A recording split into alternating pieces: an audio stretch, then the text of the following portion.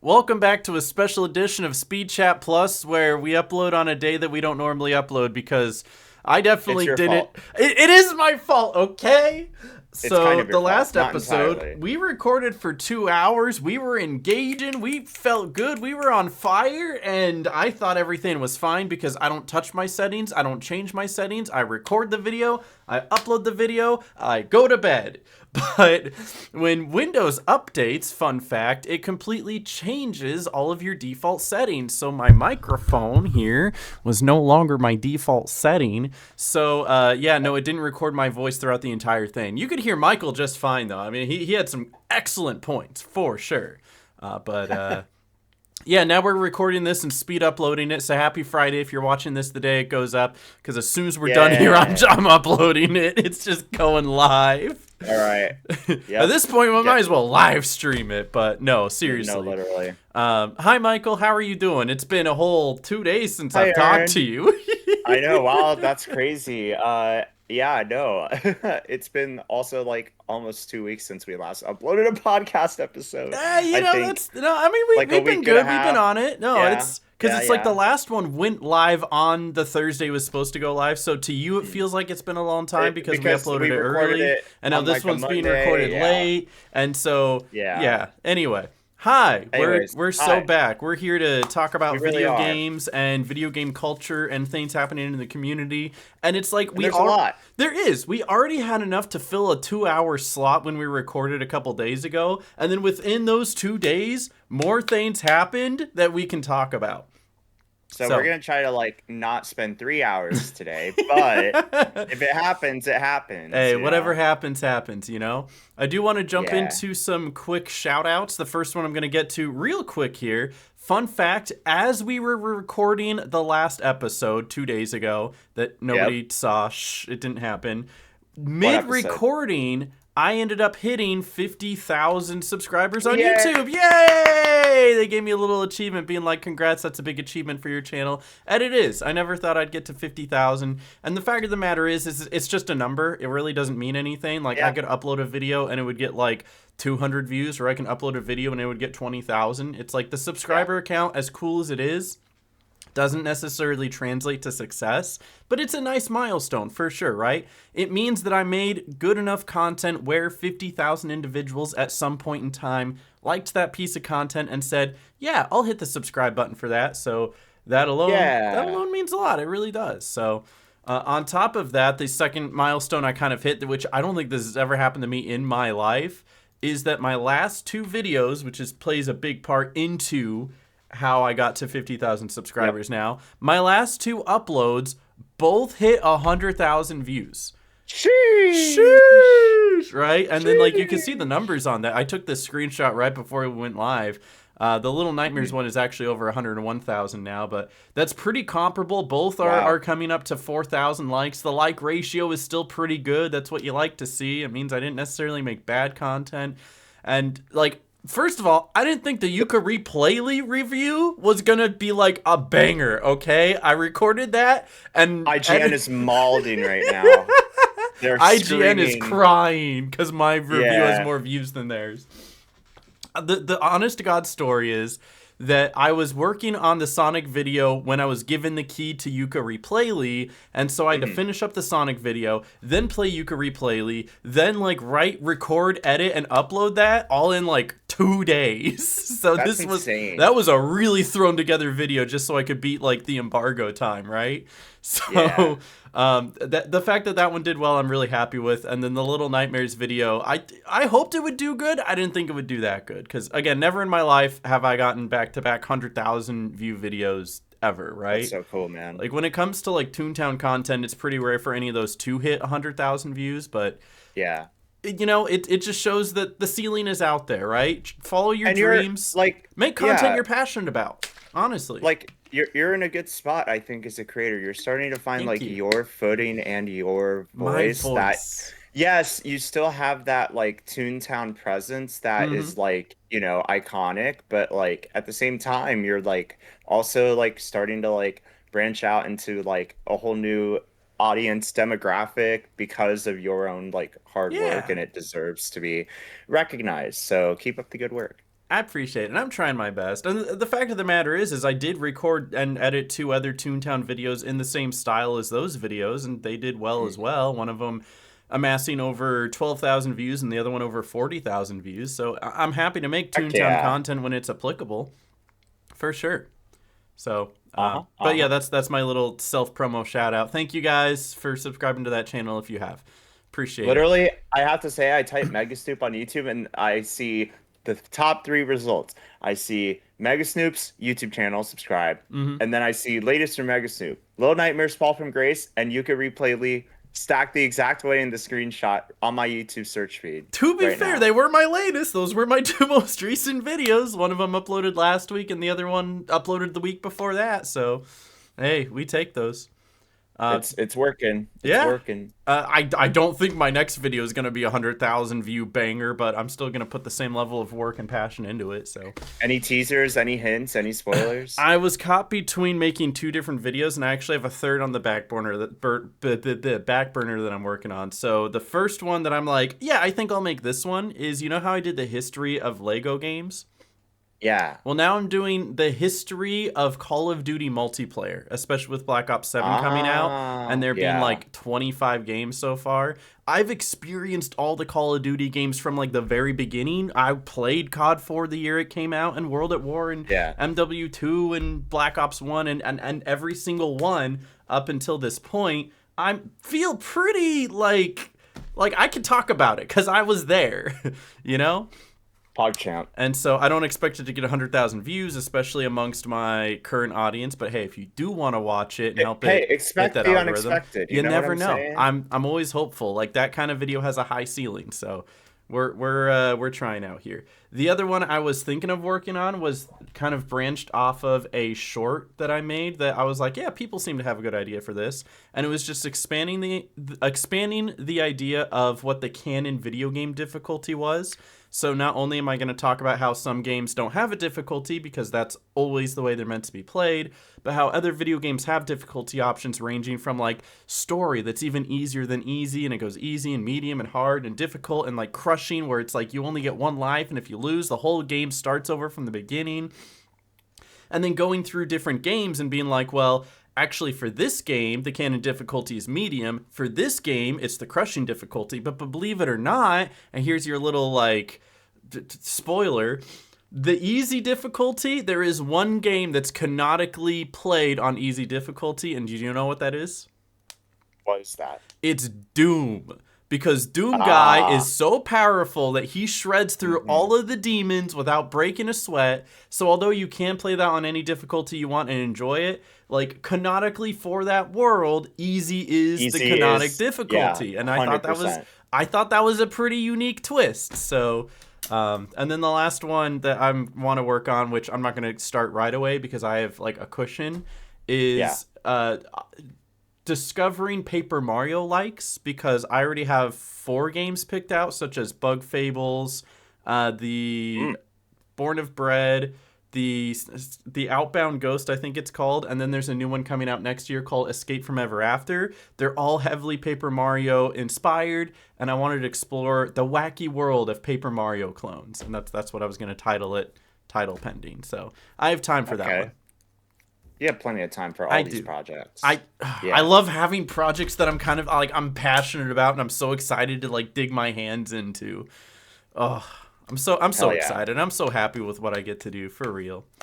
But let's get into other shoutouts. I'm sitting here talking about myself too much. Let's go. What is it? Mouse PI for Hire just got a release date. Yes. So I'm so excited. If you guys haven't heard about this one, this is one that both Michael and I have had our eye on for a little bit. Did you get to play a demo of this?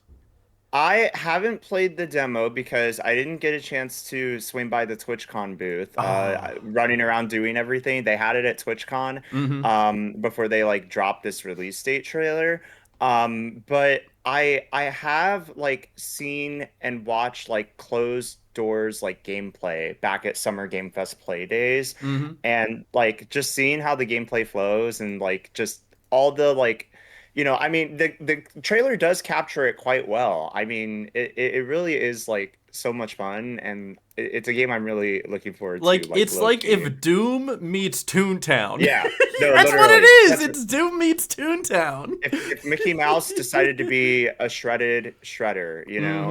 And it comes out Yeah, March 19th, so that's another thing that I can look forward to at the beginning of next year. And I love having things to look yeah, forward to at the beginning of the year, because so often most of the yeah, big game releases that we look forward to happen towards the end of the year, around this time, yeah, October to November. And then once you yeah, hit like January, you're like, okay, well now I gotta wait months before something interesting comes out. And it's really cool to have this coming out so soon after the new year. So I don't know if you exactly. know anyone that you can talk to about game review keys and etc. But if you do, you let me know, because I would love to do this game justice. At Unless least. I'm forgetting, I haven't seen anything yet, but yeah, the game is like 6 months away, but Got hopefully plenty in of the time, coming but months. Yeah, here's hoping not for sure. that's one that I think everyone's really looking forward to for sure. So All right, this goes somewhere right there. All right, and then we got some other shout outs as well. So if you guys didn't see this one either,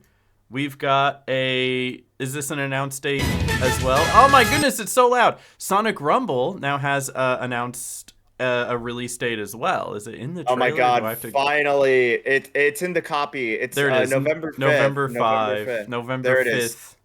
Oh, it's right there on the screen. It I'm sure stupid. is. It But sure you know a is. lot about this, because not only did you get to play it early, but you're in their creator program. You're right there in the I'm little right YouTube there. video. Look at I'm you. I'm on the Sega YouTube channel thumbnail and the Sonic Rumble YouTube channel thumbnail hmm with a lot of creators. But the question is, how, Smirky, did you manage to pull this one off? Well, I first got my hands on Sonic Rumble at a YouTube event in Germany at Gamescom 2024. We were on this like boat and we sailed the Rhine River and watched the sunset, and the Sonic Rumble Wait, team is was this? there. Oh, it was. I thought it was gonna switch to you. It was so close. You're right Oh there. no. Yeah, just gotta Keep let it going. keep going. Yeah, I know. It was Yeah. so close. Patience, There he Grasshopper. is. There he is. Yay! Oh, that's so Let's cool. go. I get to highlight the Discord Let's servers. go. That's our Yeah. boy. Yeah, yeah. Also, Callie Macken has been playing a lot of Crossworlds lately and like hmm absolutely killing it, top of the leaderboard. So shout out. But yeah, it's really cool. Like, I mean, I've been so much more integrated into the Sonic community ever since that day I got my hands on Sonic Rumble, hmm where it was like already out in other countries, right? Like you could play it on like mobile, and they had like plans for the game to be more widely available. Obviously it got set back by a release day, so or a release delay rather, so like a lot of people, anytime any Sonic Rumble post came out, because it was already out and they were like pushing out skins and content, hmm everyone would just react to their Discord announcements with like clown emojis and like skull emojis, and they're like, this game is never coming out, but for real, it's actually coming out. And they asked a bunch of the creators that are already in the creators program to actually like, you know, put this video together and help spread awareness of it so more creators can actually get involved. And it's a great chance to like not only be involved with something Sonic the Hedgehog related if you're like hmm really into the franchise, but it's a good way to also connect with Rovio, who's helping like put things together. They've also been doing a lot with like Angry Birds too, and they have that program. But with Sonic Rumble, there's like now this creator program. This video literally highlights everything about it that hmm I've been fortunate enough to already experience. I've already streamed the game early at like events in person, and I have it on Steam. I could fire it up right now, but it comes out November 5th, so about a week and a half from now, and I will be traveling during the release day, so maybe I'll play the game instead ahead of the release day, so we can try to capitalize on that. Yeah, But there you go.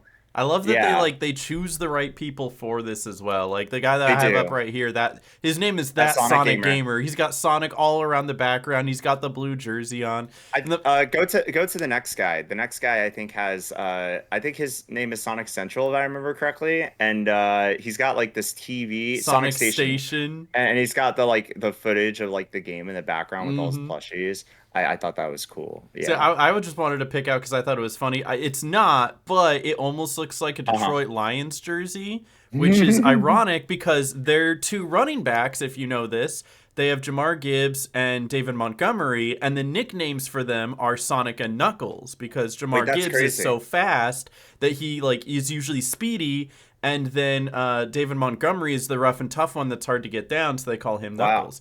Can I actually hold on? We're going off script real quick. Off script. Ooh, Because this is because funny. football. We're doing a crossover episode with the sports podcast, right? But they Okay. actually did an edit, right? For it wasn't this one.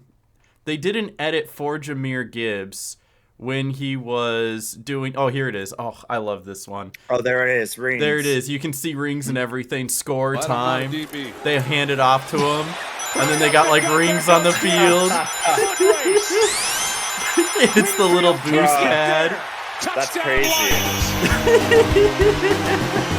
Lions have passed week 7. That's crazy. So Don't I be thought an it would have been admin. really funny if he had a Jameer Gibbs jersey on, but it was just really coincidental, and I thought Yeah. that was awesome. So That's cool. Yeah, no, shout out to Sonic Rumble. They've been super awesome to me and other creators for sure. I haven't made as much content as other creators have, of course, but like I'm still really happy to be part of the program. Now they're gonna do like creator codes, so like it's like Fortnite basically, where like use code Smirky. yeah, you literally use code Smirky and you get like a revenue share of like cosmetics and skins that you can purchase because it's got that like mobile game currency thing going on. So it's honestly kind of cool. So use code Smirky when you're playing Sonic Rumble on November 5th and beyond. All right, we got a couple more shout outs as well before we start getting into actual topics. I know like we haven't even touched upon what's in the title of the video. We're supposed to be talking about TwitchCon and Pokemon Legends EA and the Toontown playtest, but there's so much going on that we love to shout out. No, so literally. we just got a couple more. I promise, just a couple more. All right. First one, or I wouldn't even say we were on like number 6 now, but still speaking of Sonic, with Sonic Racing Cross Worlds, they just had Joker as a free update, and that would have been yesterday. Would have been the day that this should have come out, but it came out yesterday. So if you haven't, we can talk about it. Yeah, we can talk about it. Literally, all you need to do is hop on the game. It's free update, free for everyone. You don't have to have the special edition, no season pass, nothing like that. Joker from Persona. Hop on, get his get the character, get the car, and also you get a couple soundtracks. You can like make them your final lap soundtrack and whatnot. So that's right. Yeah, I know you were like streaming this at like 2 a.m. I fired it up at like 11 o'clock at night yesterday, and I was like, I need to get the like festival rewards before I forget. So I got all the collab rewards. Yeah, like all the decals and stuff. What is there any notable rewards that stuck out? Because I didn't do any of them. Basically, festival rewards are always like decals, and you get like a gear kit, and then there's also a lot of titles available as well. So if you're into those items, like they're limited time because like once the festival is gone, to my understanding, it's gone. We haven't seen any repeat festivals with the exception of Joker's, because Joker's was activated during the open network test, I believe. So that was like our first taste of festivals. So, but now we actually have like proper rewards, leaderboards, like all kinds of stuff. And I don't know, it's just a lot of fun. It goes on until October 26th, 7:59 p.m. Eastern Standard Time. And I had a lot of fun playing the game. It seems like it was a lot. I don't know, I could be wrong, but it felt easier to like get points needed to like go to the next like unlockable reward, whether that was tickets or whether that was an actual festival reward. Yeah, but just another example as to like how much fun Sonic Racing Cross Worlds is. I'm seeing a lot of people like streaming the game on Twitch still, so the community is still like, I very think this much will be healthy. popular for a good amount of time, especially with consistent DLCs coming out too. Yeah, like it's not like people are forgetting the game after 2 weeks. It's like, no, like this game is popping off. And once Sonic Rumble gets added into the mix, I mean, the Sonic community genuinely is like Sega be winning this year. That's all I'm saying. They really are. You know, so it's cool to see like this all come together. Did you actually see, this is a very short side tangent. Did you actually see the Air Asia aircraft that is completely decked out in Sonic the Hedgehog from inside and outside? I did not. What is it? You should look it up. Air Asia Sonic? Sonic the Hedgehog. Yeah, there it is. Oh, so yeah, though they got an actual like aircraft. Let me see if I can get Yeah, it's an Airbus A330. And it looks like they did one for Persona too. But you can see the cabinets there are like Sonic Sonic X Shadow Generation. Generations. You You got it have all on the Sonic. back. You have Actual Sonic outside Rumble of the and plane. yeah. So you also have Sonic Rumble, Sonic Racing Cross Worlds kind of represented in the like tray tables and stuff like that. Mm-hmm. Yeah, so they are this aircraft is out and about. They got the models. The decal looks so good. Mm-hmm. It gives me like Pokemon Yeah, like because they had the plane. Pokemon plane. They Yeah. have the ANA plane. I love special liveries so much. Like whenever I'm traveling and I'm like at the airport, like I sometimes see like Southwest has like different state like flags or whatever. Mm-hmm. Um, ANA of course has the Pokemon one. Alaska Airlines has Mickey's Toontown Express from Disneyland and Star Wars and stuff like that. So We gotta I don't know. normalize this stuff. I like We this. do. Yeah, we need more aircraft that are like, super decked out and And special fun. I know people will be and like, fun. ew, advertising. If it's fun advertising, I don't care. Make a Literally. Doritos plane. I would love to see that. I mean, hey, after seeing Doritos take over the Luxor Pyramid in Las Vegas, like anything is possible. So, Mm-hmm.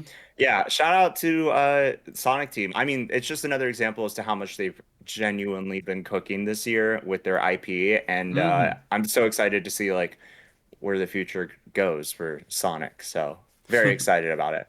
All right, one more shout out. I promise, just one more. I know it's been 20 minutes. One One more more. shout out. Come on, Michael. You love this game. We've got Is That Luigi's Okay. Mansion finally coming to the Switch 2? I'm glad that they're Oh my finally God. expanding the GameCube library a little bit because they had like 3 games and then they Yeah. added one more, which was like the funny Yeah. little plug outlet guy that would plug But himself into the wall. But this is like a defining GameCube game, Mm-hmm. like for And I'm me at hoping that they least. do more defining GameCube games. Like, if when you think GameCube, you're thinking what?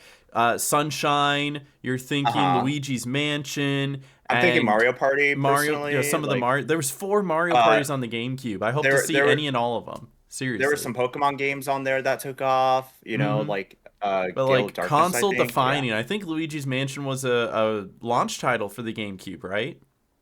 I believe it was, yeah. Mm-hmm. So it comes out October 30th. So if you're looking for something to stream over Halloween, this might be a good game to snag. True, Because it true. also ties into the Switch games a little bit, because then you can like go Yeah, on you and go then do a like play the Switch marathon. The title. first one doesn't take that long to go Yeah, through. I have no idea could about do the second. I haven't played the yeah, second, but I have played the could do a third. speed run marathon. That one's Yeah, a for little longer, sure. but yeah, no, by all means, like make it a week long thing. I don't know, play all the Luigi's Mansions and Yeah. some other stuff, right? For sure. It's another reason to get the online expansion Hmm. pack stuff because you do get quite a bit from it. And I know I told you this story Yeah. already, but like I was Uh-huh. talking to Carly about how she has never played a Luigi's Mansion game, and I was like, "What Mm-hmm. do you mean you've never played Luigi's Mansion?" She's like, "I don't know, I just never have." And then after we had that conversation, they announced this, and I was like, "Okay, October 30th is gonna come along. I'm gonna sit her down on the couch. I'm gonna hand her a controller, be like, you're gonna play Luigi's Mansion. There you You're go. gonna." Doesn't take. I Absolutely. think my first ever playthrough took me probably 4 to 6 hours, something in there, and then after that, like it didn't take me all that long. But Yeah. yeah, Luigi's I Mansion then coming soon. and then the story that I told that wasn't aired was that when I haven't done a full playthrough of Luigi's Mansion because the only time I really got my hands on it Hmm. was when I was younger. I'd go to this haircut like store to get like haircuts, but it was all kids themed, right? So they had like all Yeah, you did tell me the this wooden story. they had the wooden blocks, they had the train sets, but then off to the side, they had this table of like 4 GameCubes that you could just like sit down and play when you were waiting for the stylist to be ready to give your haircut. And they Hmm. also had GameCubes at the station. So while you were getting your haircut, it's like how a sports clips, You can like watch for sports. guys, Yeah. you can watch sports. It was basically the kids' version of sports clips, but you could play GameCube video games. They don't even need to So make that kids anymore. Just yeah, I would show up and be like, "Oh yeah, hand me an Xbox. I'll play a quick game of Madden. I don't care. I don't even yeah, play Madden, exactly. but if it's My there." And it's one of the examples of how my personal childhood was so spoiled. Like, yeah, I don't know. I just remember playing like Mario Kart Double Dash and Luigi's Mansion a lot. But of course, like you're only in the haircut store for a limited amount of time. You're not going to spend your whole day there. And Hmm. like I was like, not an owner of a Nintendo GameCube. I think my first Oh, Nintendo neither was I. console was like the Wii. So, yeah, I Believe that it or was not, my my only first chance. Nintendo Yeah. console I've ever owned, not counting handhelds, right? Because I had a Game Boy Advanced and a DS, but my first Yeah, ever same. console that I owned was a Switch. Because like my parents Boo. didn't buy me video games growing up. That there was the oddball computer game and Yeah. anything I could check out at the library. I was able to like do Yeah. summer work to be able to afford a Game Boy Advanced and a DS. And then I didn't get my Yeah. first at-home console until I was like 15, and my mom went behind my dad's back to get me an Xbox 360. He was very upset about it. He's Your all mom. like, "But how will he do his like math homework now if he's busy with video game? Video game bad. Video game rot your brain." And then I made video gaming my career, and he went, "Okay, maybe it wasn't a bad choice. Maybe mom was right, Maybe she was Yeah. onto something." I mean, So 50,000 subscribers later, right? Like, it's something, right? Hey, we take those. absolutely. So yeah, that's my story with the GameCube and Luigi's Mansion. Go get the game when it comes out Hmm. on Switch Online. Go play it. Go play it. And you know what else? One other game, Aaron, that you should get if you haven't already, like me, which I know Maybe, you got. potentially. Pokemon Legends Yeah, ZA. we're gonna That's hop into right. our first topic here today, and it is about Pokemon Legends ZA because there has been a lot of like back and forth, kind of varying sentiments about this game in the community. Yeah. And to break it down for you, I'll just show what I have up on the screen first here before we really get into the meat and potatoes. Fact of the matter is, when the game came out, all of the reviewers gave it pretty favorable scores, right? Mostly good, some mixed, but it averaged out to about an 8 out of 10.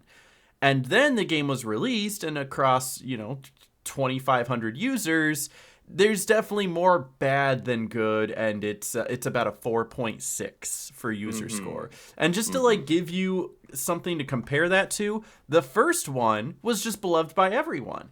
Eights across the board, whether you were a critic or a player, right? And Yeah. and there was a lot that the first one did that the second one doesn't, and we're gonna talk about that here, just with some varying opinions and thoughts, because I know you've seen some gameplay, you've had a couple hands-on experiences with it, but not a lot. I played the Nintendo Switch 2 edition at Gamescom as well as PAX, Mm-hmm. PAX West, and I have not had the chance to get my own copy because I personally refuse to purchase the Switch 1 edition after demoing the Switch 2 edition. I know you're And probably right about that. It's like, I don't know if you remember these yeah, times, but during the jump from PS3 to PS4, when they were doing like, the kind of lowly, not even HDMI, because it's like the PS3 had the ability to do HDMI, yeah, but also had the ability to do component cables. So everything yeah. put onto it had to be, had to work for both. Whereas the PS4 was purely HDMI, so minimum it was doing HD 720p, maximum Hmm. 1080p, right? Hmm. So Yeah. when they had games coming out for both, the PS3 version always looked drastically worse than the PS4 version, like by a long shot. A big point was like Call of Duty. People were still playing Call of Duty on PS3, and it looked like a mobile game, and when you were Yeah. playing on PS4, it actually looked fine and normal. And so Hmm. that's kind of what we're seeing now between the Switch 1 and Switch 2, especially since it's such a jump in technology, which is something you don't Yeah. see too much anymore, because like the jump from PS4 to PS5 or Xbox One to Xbox Series X isn't all that grand. But because Yeah. Nintendo's always been a little bit behind, their jump to what is the Switch 2, which I think is more comparable to what a PS5 would do now, it finally makes games look good and run decently, So maybe not Yeah. like the same as an Xbox X or PS5, but it's like right in between there, and at least it looks good. So the frame Yeah. rate on it looks really good. The graphics, It even does. Yeah. I know the graphics of the game itself weren't meant to look good, but they look good enough, and they can actually take full advantage of it now. And they're not held back by the hardware that they're building it off of. Yeah, I mean, the game does make questionable decisions, especially with those megas that we just saw with Greninja and stuff. Like Mm-hmm. the questionable decisions of how you obtain those mega stones. There's one of many reasons why, like, I don't there's know a how to lot of obtain like them. Can you tell me? Because I want to know. they are Link battle, ZA battle, like Ooh. distributions. Ooh. So yeah, So you have to they're play not. online? They are not obtainable through regular gameplay. That's correct. That's Yep. crazy. Yep, some dope mega evolutions that you cannot just obtain in normal gameplay. Mm-hmm. It's like time windows that you have to like do this. And of course, I'm gonna miss all of that because I don't have the game. I'm waiting That for that holiday sucks. sale, okay? Listen, He's waiting it's for gonna that be holiday rush. He's gonna go it's live on stream. He's got a throne right now, and he's building I his way do. to a Switch 2. Literally the So QR code is on your little nightmares video, it you know? is. Like I'm dude. Out of the 100,000 people who watched it, I hope one person was like, "I wonder what that QR code is," and just brought it up. I You got to have see if you have any throne visitors over the past week. Oh my God. I have not had a contribution in a while. So if anyone's listening to this and you want to contribute to my Switch 2 console, we're only what, $446.99 away according to Thrones. That's So hey, you got to chunk out you though. That's know, you got to start yeah, somewhere. At we least you're got not starting at 125 in the 0. bag. Yeah, We're there not you starting at go. 0. Yeah. So if anyone wants to help with that, that'd be cool. But it's not expected. No, you're definitely I'm gonna be patient. doing some marathon streams this November and December though. I'm That'd be cool. manifesting it. It's gonna happen. End of year marathon streams would go hard for sure. Oh, I'm gonna do it I at least some sort of end yeah, of year marathon stream, like yeah, into the new year, because I already have. yeah. We're gonna be doing some Mario Party when the new year kicks off. I'm looking forward to it. I already got three-quarters It's of the group. What, you, me, and Tim at least? it's basically tradition. The only thing that would make me break that tradition is if I'm with family. But even Mm-hmm. then, the good thing about Switch is that like you can take it on the go with Oh you. yeah, So like for sure. if I'm not streaming it, Aaron's probably streaming it. So Mm-hmm. yeah, that's probably the move. But yeah, Getting Legend back to ZA. ZA, yeah. you know, yeah, ZA party, right? Coming soon. But yeah, no, I mean I like that they've added a lot of cool new megas. There's even megas that I don't even know exist. There's only a couple that I have seen in like Twitter that like they didn't announce prior. But there's I think still some that I don't know about, which is really cool. Mm-hmm. But yeah, the ratings at least, it's pretty fair. Like I feel like I'm curious how many of those lower ratings are like Switch 1 users and how many are Switch 2 users. Well, you can Because actually. I think it doesn't even show the Switch 1, right? The Nintendo Switch 1 doesn't have any, so all oh, of these are on, at least for there's the only critics, is yeah, all on that. So, there's only 3 critic reviews on Nintendo Switch versus the rest of them on Switch 2. well, this is Switch see 2 is Switch 2. You like can actually switch to Switch 1 and see that Switch 1 is even worse. Oh my. Oh, yeah. So y'all So, understand why you see there's more positive yeah, reviews for there's the more Switch 2. positive. If you are going to get it on Switch Y'all 2. understand now why I'm waiting. I don't want to play ZA, and I demoed it on Switch 2. I don't want to play it on Switch 1. I'm sorry. My Switch Mm-hmm. OLED is nice, but look, it's Pokemon Scarlet Violet. Like, Ooh, it's pretty. it's themed. It's That's a very cool. collector's item. It is a collector's item, Mm-hmm. but like, yeah, I can't. I need the Switch 2. I'm sorry. So I But need it. the thing is, with it being like a 4.6 and there being a good amount of positive views, but also like a lot of negative views, there's pretty good reason for that. And I'm sure you've seen Yeah. some around the internet, and I definitely know some because I've written them down and I've been studying this and watching reviews and seeing what people have to say. And Yeah. I want to make a blanket statement before we get into any of these criticisms that both sides, I think, are technically correct.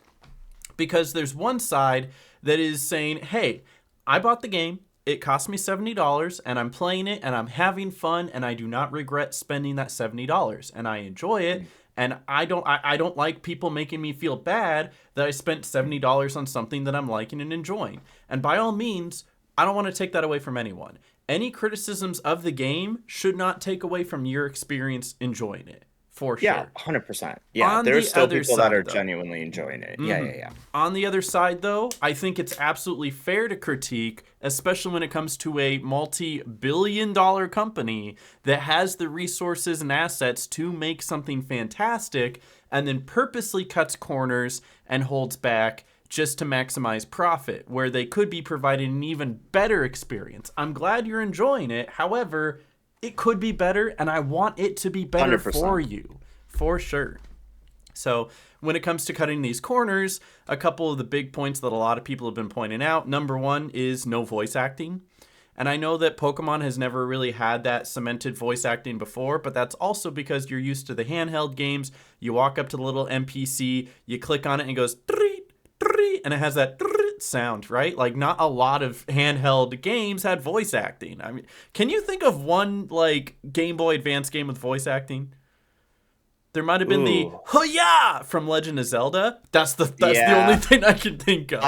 I played a lot of Mario Golf, and they had like the "Hoo-yah," like Hoo-yah. you know, woohoo, right? They had some voice lines for like, you know, if you got like a hole in one or if you got like a bogey. Nice shot. Like, yeah, it's like, oh, too bad, but like it's not like fully voice acted. Maybe even like the Nintendo DS or 3DS. I can't even think of a lot of those games that had voice acting either. So it makes sense for that platform. Yeah. But now that they've shifted it to like an at-home console, an at-home experience, you would think that they would start to take those extra steps. But as we saw with Sword and Shield and with Pokemon Scarlet and Violet, they just didn't. They kind of let the optimization not be there. The games run at low frame rates. There's no voice acting, which it makes sense to do it now. You're in this 3D environment and in this 3D world, and when you talk to somebody, they're not just an NPC that sits there and maybe like bobs their head up and down when they talk. They can be expressive, their mouths move, and you can get voice acting to mimic that and make it feel more alive. And they just don't, because, well, they don't. And the fact of the matter is that you're now providing more full experiences where you're having them talk way much more. Go back and play Fire Red and Leaf Green and see how much dialogue there actually is in that game. Maybe you walk up to an NPC and they say a line of dialogue, and then boom, you're in a battle or something like that. But in these new games, I swear half the game is watching someone talk. Because it's a little bit on the handholdy side where they're like, let me walk you and talk you through the entire tutorial. But on the other side, they do want to try to pull you into this world and tell you the story and make you learn about the history and the world around you. And when you have to read everything instead of feeling like you're being actually told a story, pulls you out of the experience a little bit. And so it's like, I think they definitely could do it, and they probably should at this point. What do you think, Michael? I sure do think. Yeah, no. Yeah, we saw like a screenshot, which you can pull up in a minute, of like how like we saw the game previewed or like I guess leaked potentially, and how the environment looked then, how it looked pretty fledged out, the flowers, the balconies, and then we look at like the actual game here on the right, and we see it's not nearly as fully fledged out as it was. It's really interesting to look at these images that I pulled from this wonderful YouTube video by this guy. He's having a grand time. Shout out that guy. I'm trying to remember what his name is. He's got plenty of views on his YouTube video. He doesn't need my shout out, I promise you. No, he really needs those 100 views, my man. But yeah, like I gotta say, like, I don't know, like the image on the left makes me hope that someday we get like games that have that capability with the graphics, you know, like it could have been that. It is that next step, but like, I mean, I don't know, it's just like what I would hope the game would look like and what it would, you know, the cinematics and everything make it look good, and then we get like another Legends EA Scarlet Violet looking game, which has been like, you know, the complaint, that ages old as time complaint, right? So we're gonna see, that's why we're gonna see those negative reviews with the same blanket statements of how this game is good but could be great, it could be excellent, but because you have what is on the left, which was an initial like leaked footage of what we thought the game was going to look like, and when it came out, all the buildings are flat. You can't go inside any building except for a select few. If you want to go into a shop, you walk up to it, you click, and then it just brings up the shop menu. You don't actually go inside. You don't get to see the inside of most of these buildings, which, like, if it was a much, much bigger world, maybe I'd understand, but you only play in this city. And if you're going to only give us this limited space, let us fully explore this space. But that's like a whole separate issue that I want to bring up after this. But yeah, it's like they obviously had this, made it, rendered it, and then decided to just do the cheaply PNG on the wall with no depth at all. And it's like, it could be better. And I know that this doesn't necessarily pull away from the actual gameplay, because when it comes down to it, all the walls could just be gray, right? And the gameplay would still act the same and people would still have fun with it. But it's like, if you know that they can and they have, why didn't they? Exactly. Why wouldn't they? And I think it's just to save costs, cut costs, and try to maximize profit. Listen, they, after the scalpers of the world, they got budget cuts, man. They gotta tone it down a little bit, you know. Yeah. They gotta hold off for the next gen, right? Yeah. Mm-hmm. And I actually saw. Let me see if I can bring up this this screenshot somewhere as well. I don't know if I'll be able to find it because it was just something I saw in passing, but it has to do with, like, even though it's a small world, it is a pretty full world. Like, I wish there was more to it, but people are complaining that it's like not as full as it could be. Let me see if I can. You say something real quick. Something real quick. Did I do it? You sure did. Congratulations. Chat, are you comment section? Are you proud of me? Okay. I'm always so proud of you. You know it. Type 1 if you're proud of me. Type 1 in chat right now. But I'm just gonna go to a general Google search, because I saw somebody who was complaining about there wasn't a lot to do in the world, but like it's a pretty full map. Like when it comes down to it. Yeah, like there we go. I think this is the one I'm looking for. It's the hustle and bustle of the city. You know what I mean? Yeah. So here's an actual image of the map itself. You can tell that there's something around every single corner to do. And so it's nice that at least they filled the map that they had. But it's like, if you're only going to give me this much space, don't sell it for $70. You know what I mean? So I think it walks a very middle line right now, where it's doing just enough, but it could have done more. It is filling the space it gave us, but it did give us a limited space. It does provide a good story, but it could have provided us voice acting and something to flesh it out more. It does provide, you know, like a fun gameplay experience, but at the cost of just cutting corners everywhere else graphically. And I think that's exactly why people are having such problems with this game, because they don't want to take anything away from people who are enjoying it. And if they are, don't listen to them. But I think that I deserve more and you deserve more when it comes to games like this, especially when it comes to AAA games, because we have games like Hollow Knight Silksong and Expedition 33 that are very full games that want to flesh out the world that they're in and provide you a full experience at not a really high cost. And then we have the most expensive games of the year that are just a fifth of what these other games give us. Yeah. No, I completely agree with all those points. But again, you haven't played it yet, but I know you want to, and I should play it more. I do own the game. It's not hindering my enjoyment of wanting, or my hope of playing and enjoying this game. So. Yeah, like when it comes down to it, if you own the game, enjoy it, play it. And I should be playing it more, and I would be if I wasn't working on so many projects at the moment. But I am Where's going to. Where's the Legend ZA video, Mr. Snoop? I was thinking about it. Everything that I just said now, I was going to put into a video, but the fact of the matter is that I didn't even have the game when it first came out. And now that everybody else has made their videos, it's so hard to like bring something new to the table. It's true, okay? Excuses. Do you want me to make a Legend CA video? I think it'd be fun to see one from you. I'd watch it.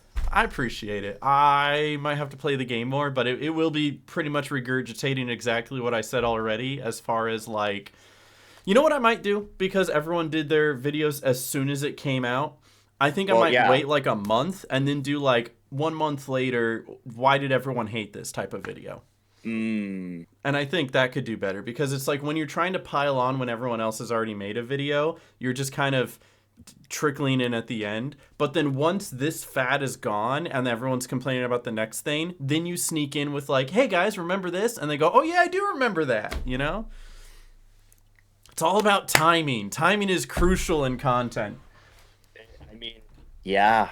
There's true. You guys want to know the 2 best times to make a video about a video game? is right before the game comes out, like you hit that embargo where you get to be one of the first people who has a review for it, right? That's number one. And then number two is like 5 years after the game has come out, right? Like much after, where people are like, "Oh, look back on it." A retrospective, exactly. The farther in the future you get, the better it potentially can do. You know how many times I've seen these retrospectives for these like early 2000s games? I'm telling you, that's the way to do it. The Toontown retrospective videos go crazy. It's true. It's so true. Speaking of Toontown. Yeah, what's up? You like you like that segue? I do like Toontown. Yeah. Have you gotten a chance to hop on the test yet? The open network test? I was going to later today. Okay, so you know what you're doing today. I'm sorry I haven't done it before the recording. It's totally fine. To be fair, I only hopped on for like 2 hours. I did all like the bare minimum. That's probably what I'm gonna do too. And then I've been busy. I've been busy. Like it goes on until the 26th as well, right? Yeah, so you got plenty of time. So if you guys don't know, I'll bring this up on the screen now. TTR, Toontown Rewritten, is doing an open test. I was about to say open network test, and I realized that's not what that means. Oops. An open test for you to test out the new Toon tasks, because they are going to attempt to revamp some of the tasks for the Cashbot, Lawbot, and BossBot suits. So if you guys don't know, the way that you get suits in Toontown Rewritten, you get your Sellbot suit by doing 10 factories. Simple as that. You get your Cashbot suit by completing several tasks while you're going through your Donald's Dreamland progression. Then you would get your Lawbot suit by doing several redundant tasks to Professor Pete. This is after you're done with the Cashbot suit. After you finish the Donald's Dreamland tasks completely, you do this, like, you go to Professor Flake, and he says, hey, go to a street in Toontown Central and recover a thermometer, bring it back. And then go to the next street, recover the thermometer, bring it back. Go to the next street, and you have to do that for every street in all of Toontown. You get the whole Lawbot suit in about 45 minutes. And then, right after that, you would immediately do your BossBot suit, where you start by defeat a flunky, come back. You get a BossBot suit part. Defeat a pencil pusher, come back. BossBot suit part. Yes Men, come back. BossBot suit part. All the way up the line until you hit Big Cheese. And then it's defeat a 2.0 cog, then defeat another 2.0 cog, then defeat another and another and another and another. And it just has people going through front threes at the time over and over again. And especially now that it's not a front three, they want to change it. They want to make it different. So what they're doing now is they're taking the Lawbot and BossBot suit task designs and making them more like the Cashbot suit design, where you go to people in the burg and you help them with their little tasks, like, hey, I need you to, and there's some examples up here, I need you to take over 7 5-story Lawbot buildings, or can you do 5 BossBot cog golf courses, or can you defeat 70 Lawbots, or can you go fishing for something, which I did, and I may have gotten a holy mackerel, and then shortly after gotten a Concord grape jellyfish, which are 2 of the rarest fish in the game. But, you know, that's besides the point. They don't count. It was on the test server. It was fun for bragsies, but no, I don't actually get to keep those fish, unfortunately. Aww. But yeah, that's the idea, and I'm weirdly have heard mixed opinions about this. So before I get into what I've heard, what are your initial thoughts? Yeah, I mean, like, I think it's good that, like, these changes are, like, coming, because, like, I don't know, not that it's, like, too easy. It's simple, it's grindy, but at the same time, like, there are other ways they could go about this grind, given, like, how MMO grinding normally is. So I think that, like, it's good that they're, like, trying some new stuff. Obviously, it's a test town, so, like, when it comes to, like, the final product, this might not be, you know, representative of that final product. Like, that is an important note. Whatever you're playing on the test may not be what they put into the game. So if you don't like it, let them know so they don't put it in the game. There's literally a big shiny button that says, tell us what you like and what you don't like. Right? Absolutely. Oh my god, he's got blonde hair. Oh my goodness, my hair. You can see that it gets bleached. My Bald. roots are showing. Sorry, I got warm, so I took off my jacket. Yeah, you're fair. So, your first impressions before even trying it out, because I know you're going to try it out later, Do you like it or do you not like it, or are you kind of on the fence and mixed about it? I feel like me being able to figure out if I like it or don't like it comes down to me playing the game. Hmm. So because this is being uploaded, go back to my Twitch bot to find out He's if I like the probably game or live not. right now. Oh my God. Yeah, like I mean, like I'm gonna be going through it. So if I'm putting myself in my future shoes, I might also only play this for like a couple hours, really. Hmm. But yeah, so it's gonna be neat because I mean, like, I don't know. There's a lot of hard work that goes into revamping Toon tasks, even things like dialogue, even though like a lot of people just go, like they click through Hmm. and You just should just click spam through. without reading. I read the Yeah. dialogue. I thought the new dialogue was pretty good for the tasks. Like they did a I'll good read the new job. dialogue. They actually did a pretty good job. They made the characters Yeah. feel alive, and it felt more interesting than like the old TTO dialogue for sure. Yeah. So, yeah, I don't really have much to say in this present moment, but like I think it's cool that like we're seeing another playtest from Toontown Rewritten. I want to see more playtests from Toontown Rewritten, Hmm. when they're working on stuff like this. And yeah. Also the blog post image is kind of cool, seeing like the same desk from like the Kaboomberg, I think, or the DA office, senior wing, whatever it's called now. Yeah. Yeah. They always cook with those, but Oh, of course. yeah. So Um, for me, my yeah. quick experience is when I hopped on the Cashbot ones, they altered some of the tasks a little bit. I thought they were all right. I mean, you don't really notice a difference because that's what you're used to doing anyway. So instead of doing like 35 move and shakers or whatever it was before, now it's like I'm trying to remember, recover something from a legal eagle or recover something from a loan shark. I believe it was. That's Yeah, so no, because nice. it was for Cashbot, so it was a loan shark, right? Yeah. But then when it got to the Lobot suit, I do like the variance and the variety of the tasks that you get because you're not doing the same thing Mm, over and over again. There which is good. are a couple tasks, especially when I got to the Boss Bot suit. I thought the Boss Bot suit ones were done really well because of how different they are. The Lobot suit one basically had me doing Lobot buildings, fighting Lobots, and going through the DA Hmm. office. The Boss Bot suit ones, besides the boss bot fighting boss bots, going through the front Yeah. three equivalent now, they Yeah. had me do fishing. There were two different tasks that had me Mm. fishing, and then there were two different tasks that did the whole like follow the clues to find the hidden object thing, Oh yeah, where yeah, they had the yeah, yeah. packages hidden throughout the playground. There was one on each I street. There like was those. there was one Yeah. in like the golf area of Acorn Acres, stuff like that, Hmm. and it really made it feel different and unique as opposed to just the same thing over and over and over again. Kind of Yeah. similar to what they did, if you remember, with the tasks in what's it called, the Cellbot Task Force. Yep. Yep. Hmm. So it reminded me a lot of that, and I thought they were doing a really good job there. So, in my opinion, I like it because of the fact that it fleshes out the task line more, makes this match the rest of the task line, and in my opinion, I thought the task line is one of the better parts of Toontown, even though I know Mm. some people like to just speed run to the end and then start doing bosses over and over again. For some reason, that's the Yeah. part that people really love. They're like, ooh, I can't wait to do 7 back nines and then 56 CEOs or whatever it is. They love doing it, I guess. So it's what they want to Man, do. I'm just glad that I don't have to go to my hidden altar in the attic and pray to the Toontown gods that a version 2.0 Mega Invasion is going to spawn, you Hmm. know? Yeah, and then that's what you had to do before they started doing Hmm. the before Boss Bot HQ came out like forever ago. That was the Yeah. only way you could get your suit and have it ready by the time that it came out. But can I Yeah. show you some of the like comments? I guess I won't show them on screen because I don't want to like try to bring up all my socials. That's fair. You can just read them. Yeah, but I'll read them. There are some people that definitely did not like these changes, right? Oh, So, brother. yeah, no, I mean, like, and it's valid. They're I mean, absolutely. I that's my reaction because yes, they're valid, Hmm.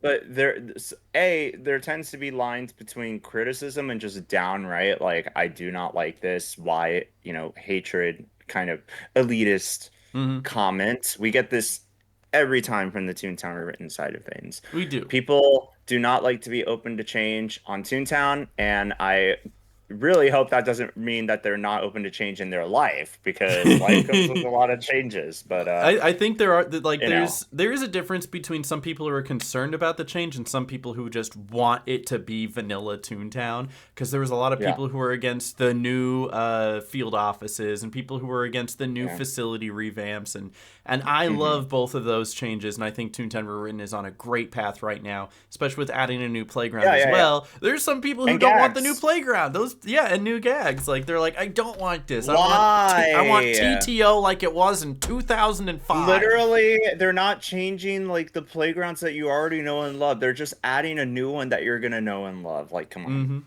But here, I'm gonna read some of. I'll kind of jump between a few of them, but I'll start with this one. This is from Very Tory, and they say, I don't know. I like the Lawbot task line. Going from street to street felt nice and different from normal tasks, and the progression was straightforward. I think we need some variation from the normal progression system, and Lawbot is an interesting one. Some grind is also a good thing in BossBot's line. More variation in BossBot would be good, though. And then somebody replies going, totally agree, not really the most grindy thing in Toontown. So for some people, they don't want to see even more grind be added to the game. This person says, terrible, not gonna lie, Toontown being more grindy is the least thing we need nowadays. Actually dreadful. Dang, that's strong. Yeah, no, I mean, there's a lot of people who don't like this. I was actually kind of surprised. This person, I'm sure the team is surprised too. Yeah. Gamer Smart says, would call it a net negative. At best, new players wouldn't know the difference and they wouldn't care. At worst, it's way more effort for something that also takes a lot of effort to get value out of. And working on Lawbot promos already feels unfulfilling as it is. Yeah, I'm not like cherry picking that. There's a lot of people who are leaving comments, right? This is from Baby Solely. If it takes longer, then I don't want it. Thing already takes so much commitment, and people have lives outside of Toontown, you know. It's cool in concept, but if it takes longer, I'll pass. So you can tell there's a lot of people who are not liking it because theoretically, even though it is unique and different and more engaging experience, because it takes longer, they don't want to do more work. And I think that really comes down to actually taking the time to experience it and then discovering if you like the tasks or not. Because if in my regular state of mind, if I had to do a task that I hated for a short amount of time or a task that I love for a long amount of time, I would absolutely take the task that I love for a longer amount of time because I know I'm going to enjoy it more. And that's just, it makes sense. If I'm going to spend time doing something, I want to enjoy that time. So a lot of these people, though, they don't see the task line as something they enjoy at all. So when you're adding more to it, they're deciding that they don't want to do more. Even if the tasks themselves are new and different, they want to get to the part of the game that they do find fun. And this is a roadblock to keep them from getting there. Yeah, well, life ain't always so simple and easy, my friends. I know. You know? I mean, there are positives. Oh, Somebody of course, says, finally, hopefully no more needing to do 8 front threes. Yeah. Or first fairways or whatever they're called. Is it first fairway now? Is that what it's called? It's like first fairway, final fringe, I think. Yeah. This person just says, I dig it. You know? So. Shout out. I like the people that like it are like, I like this. And the people who don't like it are like, dissertation as to why Toontown Rewritten needs to stop changing. They're grabbing their megaphones. And like, they're valid. They're absolutely valid for feeling this way. There are aspects of the game that they like and aspects that they don't. So I thought that would be interesting to touch upon. Ultimately, this is a change that's coming. It just depends on how they go about these changes. And I mean, look at this. I know. One of the things that I think people are valid for, and this is a complaint that I saw from No Context Toontown on Twitter, is that some of these tasks are a little confusing and or questionable, such as 10 virtual Skelecogs in the Lawbot DA office. No Context Toontown is actually giving us context? They brought us context for once. Can you believe it? But yeah, this is kind Wow. of a question mark task here. I did not come across this one, but I guess it's there. So one of the things that makes this so question mark is that I think the intention behind this is that when you fight the clerk and you wipe out the first set of cogs that she brings down, they get replaced with virtual skelecogs, and I think that's what this is referring to. Mm, However, if you fail a DA office puzzle, and you may get a few of those throughout the DA office because there are two different floors, then you're yeah. greeted with virtual skelecogs. And the Yeah. question is, does this count towards those? And if so, is it going to encourage people to then set off the puzzles on purpose to fight these? Which is a question that is more so prevalent if you're in like a random group versus a controlled group where Mm-hmm. like you know what is at stake. But if you're in a random office just trying to get that, fifth senior wing for the promotion, like, do you really need somebody stepping on all the booby traps and all the skull finders just to get a few extra virtual skelecogs? Mm-hmm. That is a very valid question that I don't know if I'd be so happy Like about, imagine you're honestly. just trying to do your DA office for your jury notices and you don't know that somebody has this task. They didn't make it abundantly clear. You're trying to Yeah. avoid the skulls to get to the other side to hit the button and somebody just willy-nilly runs into a skull that you already know is like you're like don't step there. It says 111 in front of it. I know that's a skull. We're not going to step there and they just run onto it and you're like what the hey who dude and they're like well Does I it need become a bannable offense? Like, I don't know. I don't know. Does it? Especially if you're not Probably. communicating that, and it's like, well, the task is encouraging people to do that now. So either make it defined that it has to be the ones in the clerk fight, or Yeah. make it where you don't have this task at all, or Yeah. who knows? I I don't don't know. even know the right way to navigate this. I Yeah, feel like, there's gonna have to be some transparency mm-hmm. around it for sure. Yeah. Absolutely. So this I think is a good talking point specifically because when it comes to the tasks, I think the idea of the tasks are good, but I do think they need a little bit of finessing there in the middle. Yeah, absolutely. Definitely agree with that. But you're gonna find out more when you play it later on Twitch. So What do you mean? I already played it. This episode's up when I already played it, you're playing it guys. I now. Yeah, twitch.tv/Megasnoop, code Smirky. Code Smirky in the Sonic Rumble shop. Yeah, that part. Oh my God, the fact that I can start saying that now is crazy. Yo, speaking of Twitch though, didn't you just come back from TwitchCon? What's TwitchCon? I'm just kidding. Of course I TwitchCon. came back from TwitchCon. Yeah, Yo, what? I think you should absolutely take some time and tell me about your experience at TwitchCon while I pee, and then I'll come back, and then you can, because I mean I didn't anticipate Yeah, needing to pee, but now I need to pee, so I'm gonna pee, and you that's tell fair. your story about TwitchCon, and I heard it before because we recorded this before, but my mic wasn't working, so I'll be right It's back. okay. I get another shot to kind of talk about, TwitchCon now. This is where my streamer mode, yapping mode, gets activated, right? But yeah, while we hear Reno barking in the background, I get to tell y'all a little bit about TwitchCon. It is Twitch's annual convention that they've been holding for 10 years now. The 10th anniversary celebration was held in San Diego, California, October 17th to the 19th. And I ended up going, and it was the 10th anniversary celebration. So I was hoping that we would get a lot of like lean into the 10th anniversary. There was even a social post that was made by TwitchCon that featured me in it, if you know where to look. And then also like I was in the background of another post. So I was very much involved at TwitchCon. I was on two panels and one workshop, as well as streaming around different booths at the on the show floor. And I even have my IRL backpack with me, so I brought it around to give a attendee perspective for my viewers at home. These are all also VODs that are on my Twitch channel. So, yeah, I got to go to TwitchCon, and there's been a lot of controversy that we'll tap into about TwitchCon 100%. I can only speak to my experience fully, and then we can touch upon these controversies and talk about why they're important. But for my experience, even as early as the partner party, I recognized that there was heightened security. There were a few more security folks than I am normally used to that were wandering around the partner party area, that were wandering around the convention center. Um, and I thought that was a good start because they made a Twitch blog post to kind of outline their commitment to safety for TwitchCon's 10th anniversary celebration in San Diego. I have to note that TwitchCon also holds events in Europe, and I've gone to Rotterdam the past couple of years. My first one was also in Paris. And the event in Europe hits different than the event in North America for certain reasons, right? But like I really enjoy my time at the Europe event. I'd probably go back.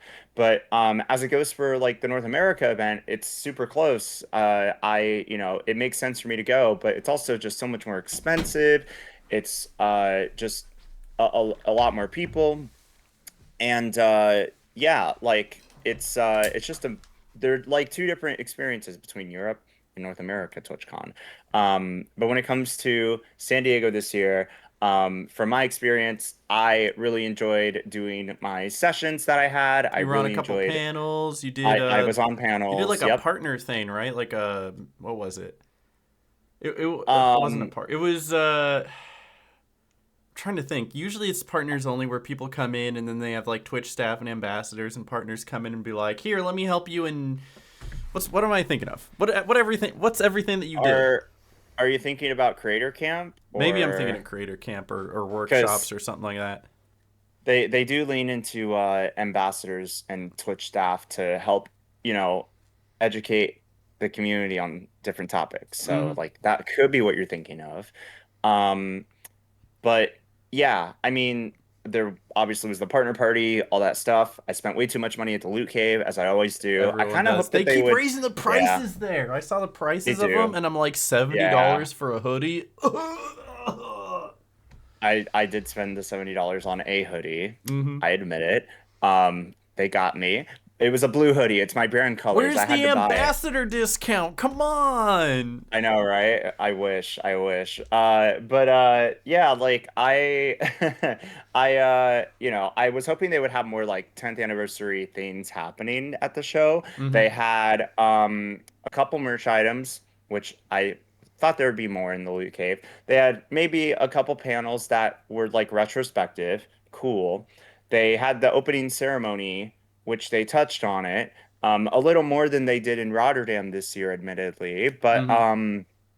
yeah, like, I mean, it seemed like that the event was very much focused on the present year, which is important. But Mm-hmm. um, from an attendee's perspective overall, I would say that I had a really good time. I got to meet a lot of people. I got to, I got to bounce around and explore the city of San Diego again, which I really enjoyed the Gaslamp Quarter District. There's a lot of good food, a lot of good restaurants. It's just a really nice few days to kind of like, be present with like the Twitch community and the streaming community. Mm-hmm. And for me, I have positive things I say about TwitchCon all the time. And of course, in saying that, there are always things that need to be improved, and there are a lot of negative things that happen as if it's like the Toontown cycle that Aaron previously highlighted, where it's like we're so back, something major happens, and then it's like, oh, okay, well, that kind of sucks, and then Mm-hmm. people forget about it. However, I think there are some things that people won't forget about. Oh, absolutely. There are usually the one or two things that people don't forget about, but in this year's case, it was like three to five things that we'll talk about. No, But absolutely. yeah, from the on-site attendee experience, I would say a lot of people did have a good time. I mean, I'm very like there are things that happen that are very, high attentive, like we really need to focus on how to solve this for the future. But I mean, it could have also been so much worse. Like things could have taken a turn for the worse for everyone if something even more major happened. So Mm-hmm. I'm just glad that for the majority of attendees that they did have that positive experience, whether it was their first TwitchCon or they've been a veteran or whatever it might be. I've gotten feedback on people that both attended and even watched back some of the panels that I was on because they were streamed and they really enjoyed that content. So like it's good that like not only am I like enjoying the event, but I'm also contributing to the event, which is like a big thing for me. So that's like my beginning yap session about TwitchCon, but there's a lot more to talk about. Of course. But I think first thing that Aaron has like pulled up on his end here Mm-hmm. is this Like the little overall sentiment. sentiment. Yeah. Yeah, so Zach Bussey is like this independent. He's kind of like I call him an independent journalist. He does a lot What of does he like put in his bio? What does it say? he does a weekly Covering creators newsletter. and streamers, weekly newsletter. Yeah, okay, So pretty so much. Journalist. Yeah, so he has his own newsletter. I end up getting them, and it also has like key ops and news articles that you might have missed Mm-hmm. because people often get news about Twitch from either social media or official sources, but there's also like important articles that come out and interviews, and he does a good job at like covering a lot of those things independently. He also sometimes tends to put out information that comes out just a little bit too early, and I'm just like, I'm just gonna wait for like official Twitch Yeah, word on wait that until part, somebody actually says something. You know how many you people know? came So, out when G Fuel was all yeah. like, "We're closing," and people were like, "G Fuel's Oh finished," my and then the very God. next day they're all like, "2.0 by the way," and it's like Yeah. obviously, Yeah, right? there's, I mean, Zach is one of the folks that will jump on like, news like that, which, Mm-hmm. it makes sense, especially when you're in that line of work. But it also means that sometimes when you're doing things independently, as opposed to having like a whole team around you, sometimes things can be either missed or you can jump the gun a little too early. I mean, Zach is only human. I Of get it, course. and I'm not saying that's entirely what he does, but I'm just saying like that's just something that can happen. But he's also very data driven, and he comes out with posts like this where he has like analysis tools. I don't know what tool he's using. I don't know, but he's like running tools to like understand community sentiment on platforms like Twitter or, wherever else. He's Mm-hmm. very Twitter dominant when it comes to like his coverage. But yeah, like post mentioning TwitchCon or Twitch during TwitchCon weekend. About 60% of those posts, specifically on Twitter, were a positive sentiment, with about a quarter percentage being more negative. I Whereas the think rest are this, neutral, but it does paint a yeah, story of it how, does. like, when it comes down to it, a lot of people who did go to TwitchCon had a good experience, and they're usually there being all like, "Hey, here I am with my friends. I'm so excited to be here." And that's what really TwitchCon is all about: is togetherness, meeting your community, spending time with friends. I personally know a lot of people that went and just to be there with friends and seen Yeah, all their pictures and their posts. They were having a grand old time. And then there's yeah. still like 24% about that are negative and very valid. And if we're being honest, it might be a little too high of a number. But the fact of the matter is that Yeah. whenever there is something that's negative, it's usually what people hyperfixate on. So It's just how human brains are like wired in my like and it argument. makes Like, sense though, because it's like having yeah, somebody make a tweet that says OMG at TwitchCon having a lot of fun smiley face is not going to get 10,000 retweets and 100,000 likes, but being no. all like, "Hey, I was just assaulted, I don't feel safe. Look at this security hazard at TwitchCon," will get a lot of views and likes and retweets to spread awareness and And use, to be able and to criticize and And rightfully so, because no one should have to go through these things. But absolutely unfortunately, not. people did. And it was even more amplified when a high profile streamer was unfortunately assaulted during their meet and greet Mhm. at TwitchCon San Diego. There was this video here that was posted by, I don't see the username at the top. It was Bacon Bacon Crumbs. crumbs. They were in line at the meet and greet area for Emiru's meet and greet. And this dude here ended up just Just bypassing walking up. security, walked up, started I going feel up to bad for her, the guy almost, with blue yeah, hair who was just trying to like talk to her and be like, "Hey, thank you, thanks for signing my thing," and suddenly some creep comes up and yeah. just starts. It's assault. That's what it is. Started Yeah, assaulting her. I mean, like, you can't really put blame on him in any way in the The cusp of guy with like the blue hair. multiple. The guy with the blue Yeah, hair. yeah, yeah, yeah, yeah. You can't. Yes, you can't put blame on the guy with the blue hair for just standing there. He He was kind of just as isn't shocked caught as in the. everyone else was. He's caught in the crossfire. I mean, everyone at the meet and greet line is also just like standing there, being like, "Whoa!" Not even everyone was looking up when it happened. Usually In fact, the shocked, like you guy. don't know what to do because Yeah, something that you're not accustomed to just happened. yeah, like even the guy that like filmed it just happened to press record, but he wasn't even really paying attention to what he was recording until he Mm-hmm. saw the guy come from the side and push him away. Mm-hmm. And that was There's a lot, basically this guy and the woman behind him was basically the extent of the security that they had there. and that was on Emiru's side, I believe, not TwitchCon's side. If I remember that detail correctly, it What was is? the security, the guy that pushes him out away, and the Mm-hmm. woman that comes up behind. They're not like the official security in like the uniforms or anything. Like he's Then just who wearing is his the own little official t-shirt. security? Because she wasn't allowed to bring her own bodyguards, right? She had to Yeah, use what was provided by Twitch and Amazon. that is something that was confirmed by Emiru, yes. Where like there's this whole thing about like her not being able to like bring her own like team into it. Mm-hmm. She made and she ended up going on stream, I believe, with a whole like 2 hour VOD. She was in like one of the empty back rooms, I guess, of like TwitchCon at the San Diego Convention Center, Mm-hmm. and she just sat there and gave her entire perspective on the matter. It's incredible that she did end up like going back to resume her meet and greet after this event happened and she was pulled away into the back. There's a lot that went wrong in this situation and a lot that could be very, very confusing about this situation. But the bottom line is that Emiru should not have had this happen at all. Mm-hmm. Security should not have failed in this case. And security should not have let this guy like walk away when Mm-hmm. he was like he should have been escorted out of the venue, badge revoked. That's what's supposed to happen. They have like security all over the place and they have procedures in place that if you are, zero Zero tolerance, like tolerance. yeah, like, no room, if something happens, you will get your badge revoked by security. You will be escorted out of the venue. You will not be allowed back in because you don't have your badge or wristband, like, these wristbands that I have here. I have my Mm-hmm. partner wristband. This has the actual like credential that you need to like get in, and they have like little stations that you tap your wristband and it either lights up green or it lights up red and goes and then like it's very awkward in front of the security guard.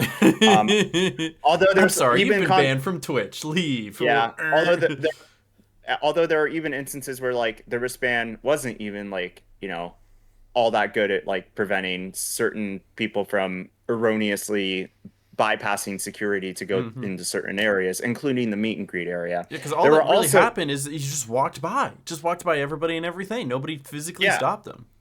it's crazy. It's absolutely crazy. I mean, there's even like uh instances of like people with the wristband that these wristbands that like just the wristband wasn't working. They just kept walking in, acted like they owned the place. Mm-hmm. Act There's like you belong and also nobody will question it. yeah, and then you know, from my experience, it was also weird. I'm putting this in like an accessibility feedback form. I had accessibility credentials for the first time at TwitchCon. They had wristband stations that you had to tap in order to get into the main queue line to go into TwitchCon.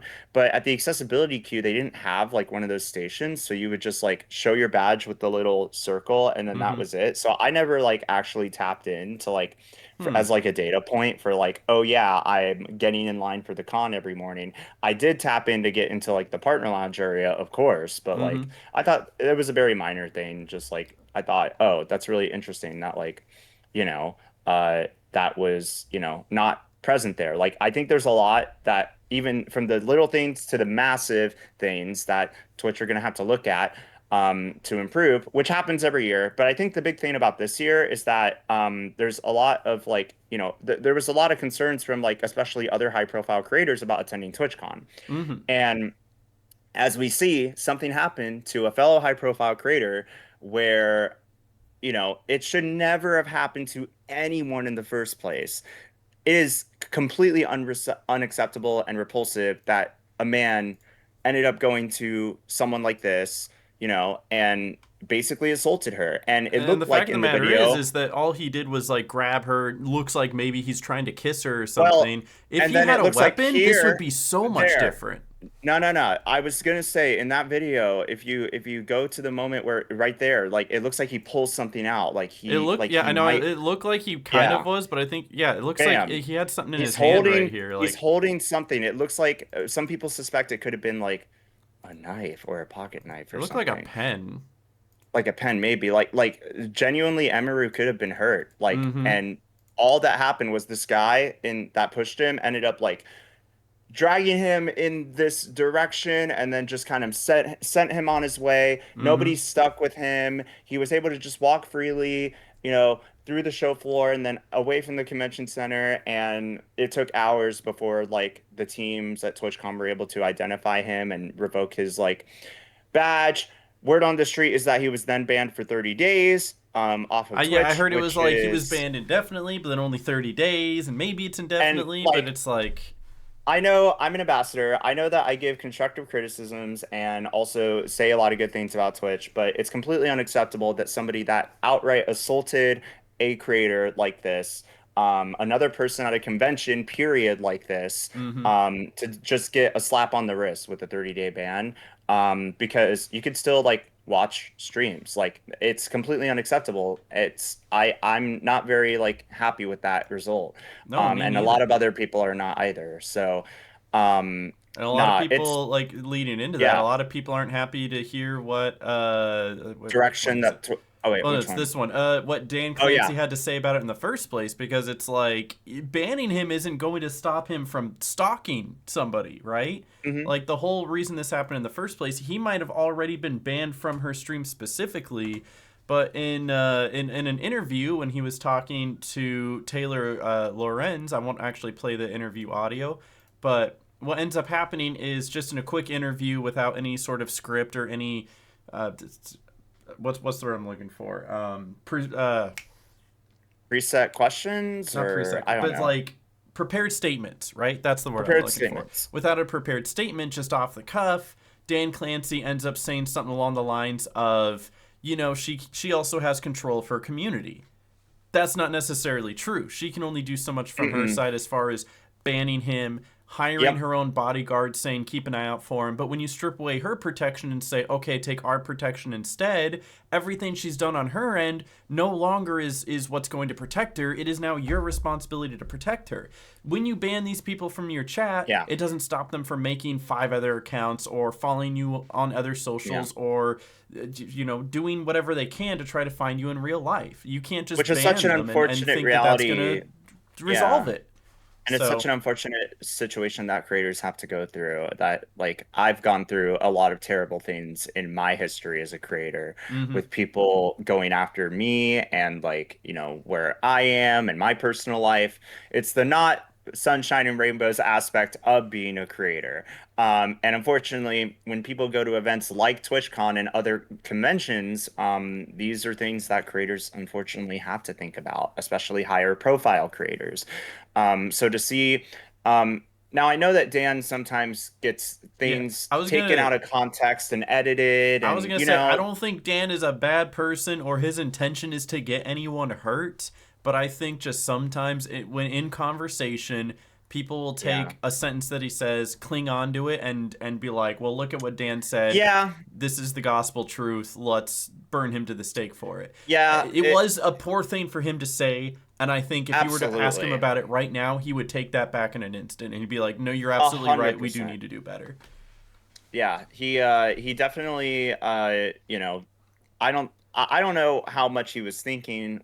That's only something that he knows the answer to when he was responding to Taylor's question. Mm-hmm. But this is definitely a moment that it's when you say we care deeply, but you're also like, yeah, well, this creator has control over their community. Just because a creator has some level of control over their community in terms of who's talking, who they bring on stream, it Mm-hmm. doesn't necessarily equate to the responsibility that is also shared with the convention and the venue. And in this case, this is a massive failure Because of, it is Twitch's you know, responsibility. If we for, didn't touch upon it yeah, already, she had to do the meet and greet in order to keep the show that she was doing at TwitchCon. So they said, okay, if you want to keep this show, do this meet and greet. So she was there because she had yeah, to be. I'm sure she there loves her was, community and she wants to meet everybody and share those moments. But when they say yeah, you have to be there and they're the ones that put her there and said you have to use our security and are the ones that put that security there, that is fully their responsibility. yeah, That is no it's, longer and, her responsibility because she didn't ban him from chat. mhm. So, Like, Obviously, at the end of the day, like, this guy that walked up and did that to her, like, absolutely, it's on him. Like, at that point, like, the actions of him, right, are so, like, repulsive, and it could have been prevented. And Mm-hmm. that's where the weight falls on, like, Twitch and the San Diego Convention Center and whoever, was managing the safety and security of the event. For as many triumphs as the event did certainly have, like, the cracks that showed this year were they were essentially fissures that are so Mm-hmm. noticeable, it's impossible to ignore, that make the ground shake, and it leads to consequences. And this is something that's really massive. This is something that reinforces people's decisions to not go, to have decided not to attend. People are deciding not to attend future events, Mm-hmm. and it really just puts it's just a widespread ripple effect for, Mm-hmm. not only the person and the people that were in person there, but it just really, leads to a ripple effect. It leads to callbacks on Christina Grimmie and what happened to her, which Mm-hmm. is put in the copy of this tweet by Kaz. um it's people calling for the end of TwitchCon, which I think I that is a don't little bit too I much. I think get that it's a it. little too I much. think Twitch I does don't need to fix it, but I don't think they're going to stop doing Twitch cons just because of this specifically, right? they are contractually obligated to be in Rotterdam through next year and Mm-hmm. to San Diego through 2028, and I don't see TwitchCon ending. The attendance and the people who go to TwitchCon, obviously there can be some shakeups there. I think TwitchCon really ultimately is important for people to not only connect with their communities, but to support and uplift one another. There are chances for spotlights to be shined on people that really deserve it. There were amazing things that happened. I really enjoyed the drag showcase. That event was like so much fun, getting to highlight queer drag artists and creators. Like, that event went really well. It's just one example that, like, has, like, showed how powerful and exciting the event can be. That's not to discredit what has happened this year on the 10th anniversary celebration. It's really a shame that, like, these instances did happen. There's also instances about meet and greets as well that, outside of Emiru's meet and greet, ended up being other points of controversy. And I think we are also going to touch upon those points. We are, but We're not done. I We're wanted not to done. stop about talk about one more security issue because this is something that we talked about before, and we'll get to the other meet and greets too. But the last thing, as far as security goes, and this is just Yeah, so much more of a minor thing. It was just an oversight. Has to do with the it block was. party, right? And you know this creator, right? Like you're familiar with her I work. do. I've met Find the Rabbit quite a lot. She's Mm-hmm. an amazing DJ, like, streamer. She actually performed at the TwitchCon Las Vegas Area 15 party. She was on, like, front and center stage, where they had, like, this, like, tent where, like, everyone went in and the music was loud, everyone was jumping up and down. Like, she's awesome. Go follow her. And I did bump into her at TwitchCon as well. But But she she ended up found going to the something block party. at the block party that She found was. something that is very much an oversight. We got these little mementos here with names on them. What exactly are these, Aaron? So at the TwitchCon block party, I wasn't there, but this is my understanding. They took up Yep. a corner of the block, and at that So, block, yeah. there are other businesses that operate inside that area. And most of them being food places, some of them being like novelty and gift shops. At one of these novelty gift shops, they were selling novelty switchblades. Where, hey, Yep.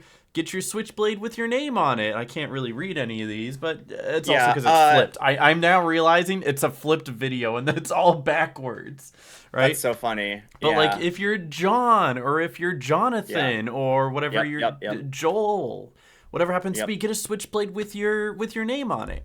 And I shouldn't have to explain why this is bad, but I'll overview here. If you have a dedicated area where there's security at the front and they say we need to search your bag to make sure you're not bringing No weapons weapons into allowed. the party, you probably shouldn't Bag be selling weapons policy. into the party. Like you shouldn't be selling weapons in the party, because It's then not that kind of event, you you know? buy it, Yeah. now you got a weapon, and now you're a threat amongst a lot of other people who can't defend themselves. So Yeah. very, Yeah. very big oversight from the security team, And just not even knowing. And here's the thing, like this is not the first time they've done the block party. They ended up doing this exact same thing last year and kind of built off of it. So I didn't even know last year when I went to the block party as well that this shop was even like a thing and that they could have Mm-hmm. been selling switchblades then. In fact, Find the Rabbit here, she had to really find this location. Like she had to walk in the back of one of the shops in order to like discover Mm-hmm. that it was even there. So, yeah, she's reacting appropriately here because Saying she it's doesn't like feel safe and she wants I to can't leave. I can't believe that like this is here at an event that's closed off where security is, And all it takes is and one bad apple, all it takes is a bad apple, one person with poor intentions, and this could have and been ended very badly. suddenly you have an even bigger story than any of the stories we're talking about, Mm-hmm. and that's why I said like I'm really glad that like as bad as things truly are with some of the things we're talking about, I'm really glad that nothing major happened on the sense of something more mass involved that involves thousands of people. Like I'm really glad that that wasn't the case. But as we see here, this was a potential vulnerability, and it could have very much been an oversight on Twitch's end because that shop was like there. If there are any shops that are selling any similar items that could be classified as weapons, there needs to be some precautions taken where either an area is blocked off or you don't just sell those things. You need to communicate in advance. There's a lot that really, really could happen. And I understand why this friend group had like concerned looks and they wanted to immediately leave as soon as they saw And this, as they should, especially because like they're one of the given, yeah, more, they're one of the many people who don't have ill will towards others and won't exploit something like this. It just takes one person that does, and suddenly yeah. TwitchCon is not allowed back at all because of an unforeseen event that could have easily been stopped. Yeah, I mean, the fact that switchblades are available for purchase, or, you could even just walk out with one if the store security wasn't already like that good. Like, I don't know. I haven't been in that store Mm-hmm. before.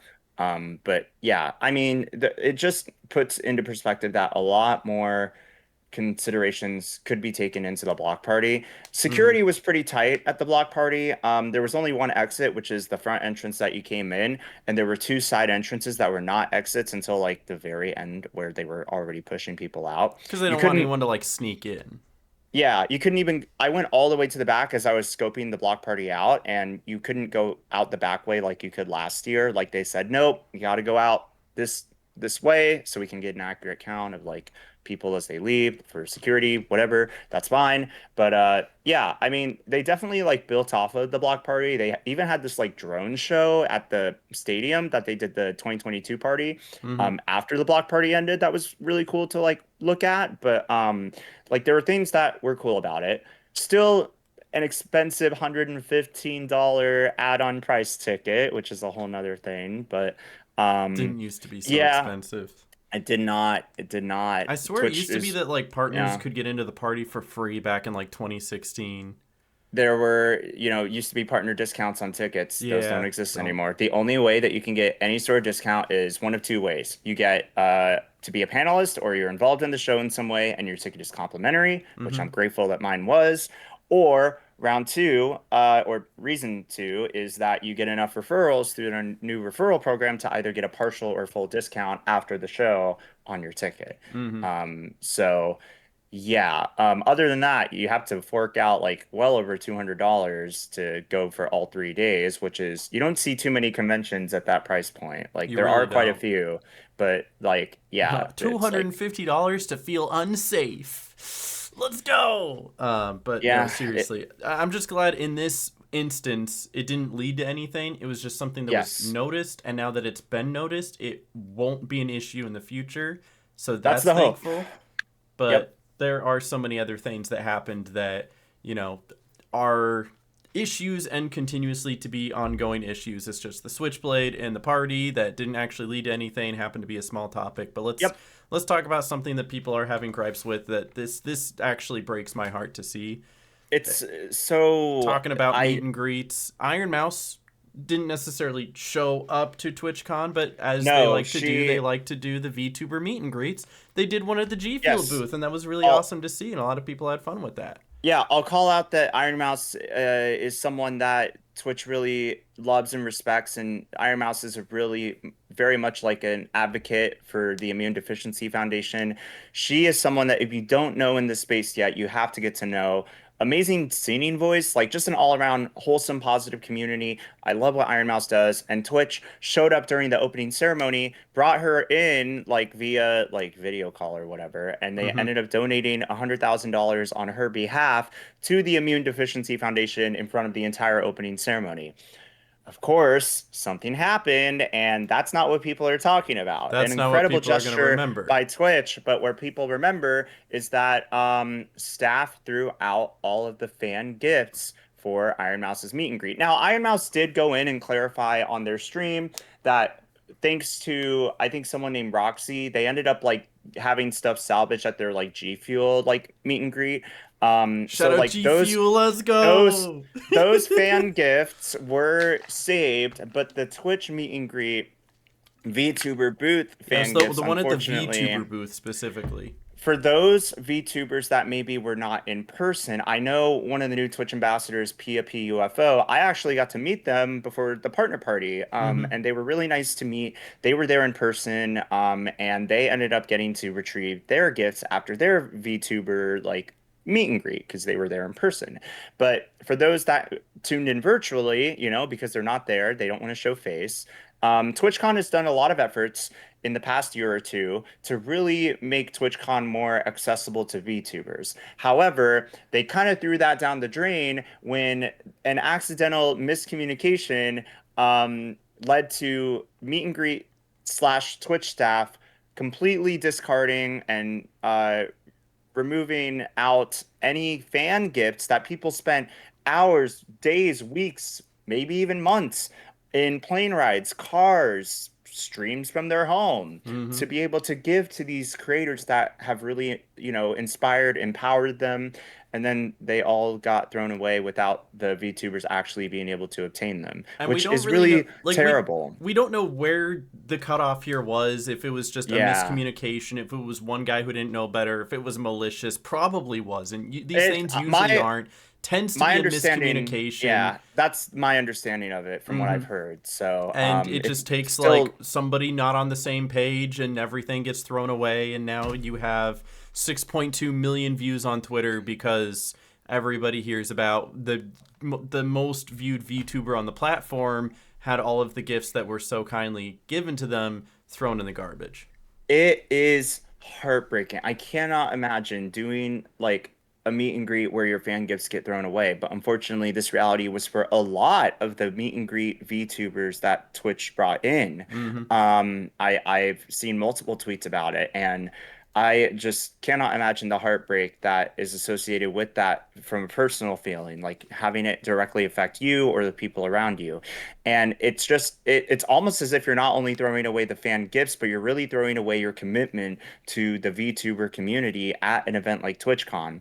A lot of people have referenced another event, Off Kai Expo, where a lot of VTubers do attend, and how they set aside the fan gifts. They make sure they go the extra mile to get the contact information in a secure manner and a trustworthy manner, and they send out the fan gifts for these creators to be able to receive. But unfortunately, TwitchCon could probably take a few notes from them because they Mm-hmm. certainly, if they had those things in place, they certainly did not follow through those procedures. And I mean, this was one of the most heartbreaking things that came out of TwitchCon for me to hear about because I Mm-hmm. have been very fortunate enough to have a meet and greet at TwitchCon thanks to the incredible support of the teams that run TwitchCon and the meet and greets. And my experiences have been like pretty good. And a lot of, people have had good experiences. But this year, they really dropped the ball between Emaru and a bunch of the VTubers. And there is so much more that's going to need to be done in order for creators to want to go in at TwitchCon and officially trust them with their time and energy to have meet and greets. I would do it again in a heartbeat, but that's me. I can't, speak to, the other like creators and what they're thinking. It's an incredible opportunity. So to have something like this happen where that opportunity in a sense is like, diminished. It's really heartbreaking. I don't think I It's would do a just meet and greet because I think the only person in line yeah. would be you. I'd be like, Hey, Michael, I mean, we used to live together. I know, right? Nah, hey, all I will say is that it just takes one person, my man, You to have my really make phone your number. day. You can just call me. Yeah, but it's fun to walk up and troll you at your meet and greet, you know? That's what friends do at the end of the day. And that's what friends did for some of the meet and greet creators this year I saw. But yeah. But I could assure you there were some people from my community that were at TwitchCon, so like you would definitely have some crossover. You would have more than one person in line. You got 50,000 YouTube subs, you'd get a few people, I think. I'd get like Yes, 3. sir. Let's go.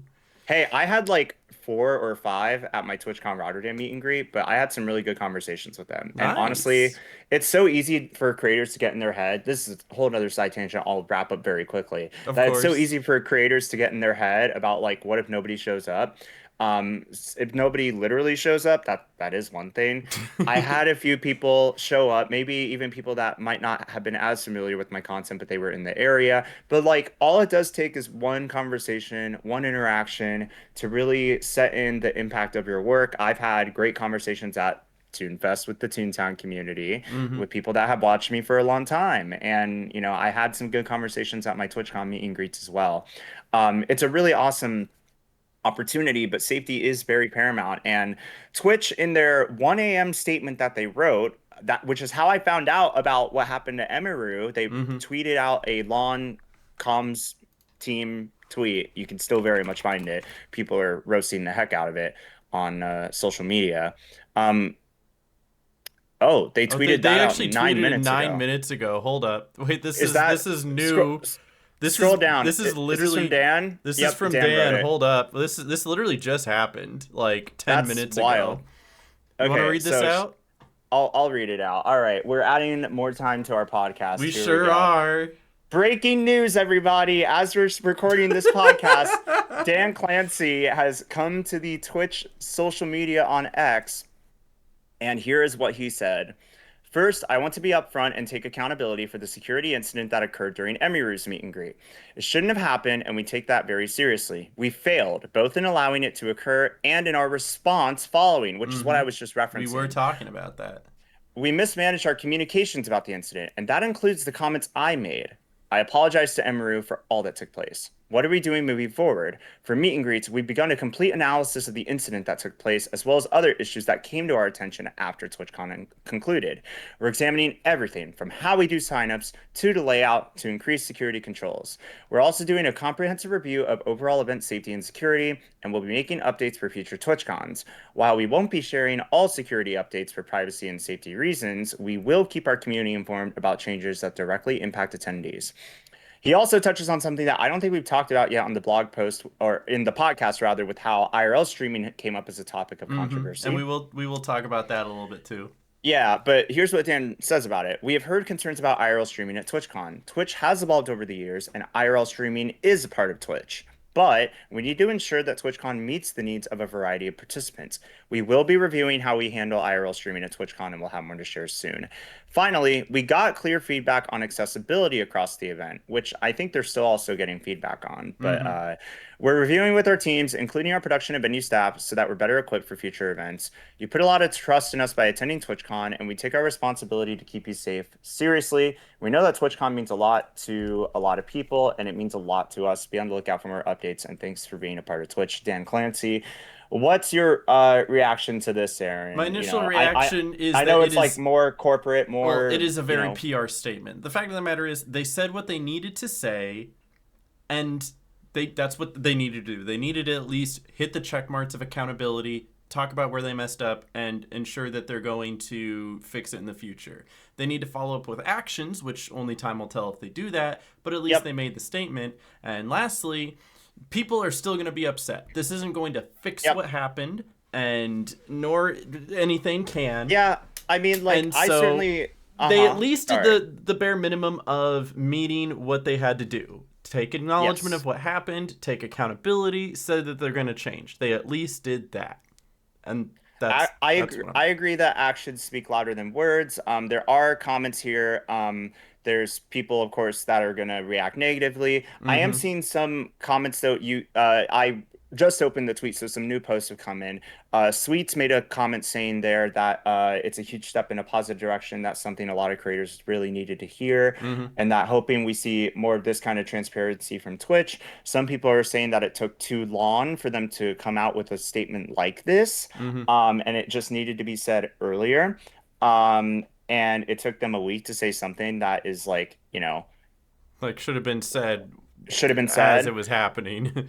Yeah, but I mean, I think that if things were said as it was happening, things can be a bit more reactionary. Like the 1 a.m. post, like, gosh, the comms team at Twitch, they have some of the hardest jobs in the world. I argue that I do not envy. They are always constantly under fire.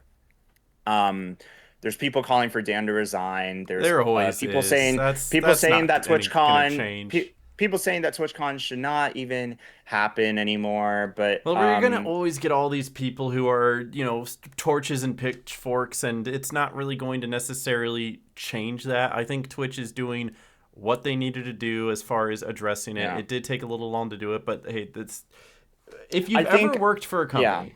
It takes so long to get things moving. You can't just be like, something happened. Here you go, Dan. Make a tweet, right? They have to sit down. One person has to write it, and then another person has to review it, and another person has to review it. And then they go back and rewrite it again, and then Dan has to review it. He probably, I don't even know if he wrote this himself, but he definitely had to at least read it and check off and say, yes, I agree with it. Whatever it happens to be, the reason why these things take so long is because of the process of we need to make sure that this hits every point that we're looking for, has to be approved by so many people, and et cetera, et cetera. So it's like, if you're upset that it's taking so long, work for any business for a week and you'll see exactly why these things take so long. I'm upset about it too. Any business I've ever worked for does the same thing. I know. Yeah. I'd say that following the interview comments that we did go over, I think that overall, like, this is a good, like, response to all the crap that's come out from the community about this. Obviously, like, I think that accountability is going to be step one, which we've tried to see Twitch uphold time and time again, and it hasn't always been sunshine and rainbows. There's been a lot of things that Twitch does need to look over again. I brought up Twitch Socials a moment ago before we saw this post because in their initial response at 1 a.m. on Friday, they mentioned that they were no longer allowing +1s at meet and greets, that they were increasing security measures for those that had meet and greets. And I know people that had meet and greets on Saturday and Sunday that did have positive experiences. So but that being said, there were things that just took the spotlight, and that's what people are going to talk about, as they should. And I'm glad to see IRL streaming addressed at TwitchCon, because Aaron, why don't we touch on that point next? Yeah, again, I mentioned this the first time that we recorded this, even though we didn't save it. I only bring up one tweet about it because the big impact that happened with IRL streaming at TwitchCon and a lot of people's experiences with it, even if it wasn't a vast majority of the IRL streamers, is that there were a few IRL streamers that were just louder than the rest. They were there in their posses and their groups, and they were just trying to get reactions out of people. They were very proud about, trying to antagonize others or get reactions out of people, or even just the fact that they were streaming on Kick while they were there, trying to be like, hey, I'm streaming on Kick. What do you think about that? That makes you feel something. Yeah. This is TwitchCon, and I'm on Kick. So do something about it, right? Like, and it's very antagonistic. There was a lot of antagonistic attitudes coming from people IRL streaming, regardless, even some of the Twitch streamers who were there from Twitch streaming to their Twitch channels were still being antagonistic and very careless about the people around them because they're trying to farm clips. They're trying to be entertaining. Let's be loud and scream something in front of a bunch of people. And again, I'm not showcasing any of these clips because I'm not giving these people the satisfaction or trying to share their content because, in my opinion, that's poor content. I don't think anybody should be watching that, but there were some good, wholesome IRL streamers there. Michael, you streamed IRL while you were there too. What were some of your experiences? Yeah, I mentioned earlier that I had an IRL backpack with me, and I also did not IRL stream, but I went to different booths and like played games and stuff like that. The IRL experience is definitely different from the sitting at home in my gaming chair on my proper PC setup experience. And it's still something I'm navigating. I was invited to the IRL Content Evolved Creator Camp Workshop. IRL is not my predominant content format, but it is like a primary one because I go to events, I host, I meet creators, I meet attendees, community members, and now I have an IRL backpack that I bring to events like TwitchCon and DreamHack and stuff like that. And I always remind myself to be treating others with the utmost respect. If I find somebody, if I turn the corner and I see someone and they start approaching me, it's wonderful to say hey to them, but I need to disclose right away. I am IRL streaming right now. Should I turn the camera away? Should I mute my audio? For when you IRL stream that says "I am live right now," and on the back, like on the back of the backpack, there should be a little sign that says "Currently live," right? Yeah, right. Like a little. And then, like once you're done, you can put a sweatshirt over it so they see you're not live anymore. I mean, that's just a thought. There's a lot of ways to make this easier and make it more accessible to people, but. Yeah, unfortunately, there are a lot of people that didn't have that, and they were walking in front of people. I know there was a lot of people with disabilities that were being cut in front of or being, cut in line, and because of all these people IRL streaming, thinking that the world owes them something because they're live right now. Yeah, it's and the clip farming is a really big problem. Annoying people is a really big problem. There need to be consequences in place. Like when I go to DreamHack, which I'm attending DreamHack Atlanta next week. Anytime I go to a DreamHack show, they have these banners that literally outline verbatim the IRL streaming policy. And failure to adhere to this policy will result in removal from the show, being barred from all future DreamHack events, because it is a big part of the culture that they've welcomed in. And they have the Creator Hub, which supports creators going around and showcasing what's going on at the event, all the booths and stuff. I think it really is an important part of both marketing an event and actually like showcasing what's going on. And like it leans into what TwitchCon is all about in their marketing efforts, which is they lean into the FOMO. You have to be at TwitchCon to understand TwitchCon. You have to be there to experience it firsthand. And not everyone that contributes to social media has been there. There may also be people that haven't been there lately, and maybe they were some of the OGs that were there. But like IRL streaming, I agree, is like a really big part of TwitchCon. It's a really big part of Twitch. But when it comes to TwitchCon, there need to be measures in place that really do meet the needs of participants. So in that sense, I really do agree with that segment of Dan's statement that there needs to be a lot of conversations that need to happen around that. There's a lot of conversations that most certainly have already been happening and that will continue to happen when it comes to the future of how TwitchCon is managing their event.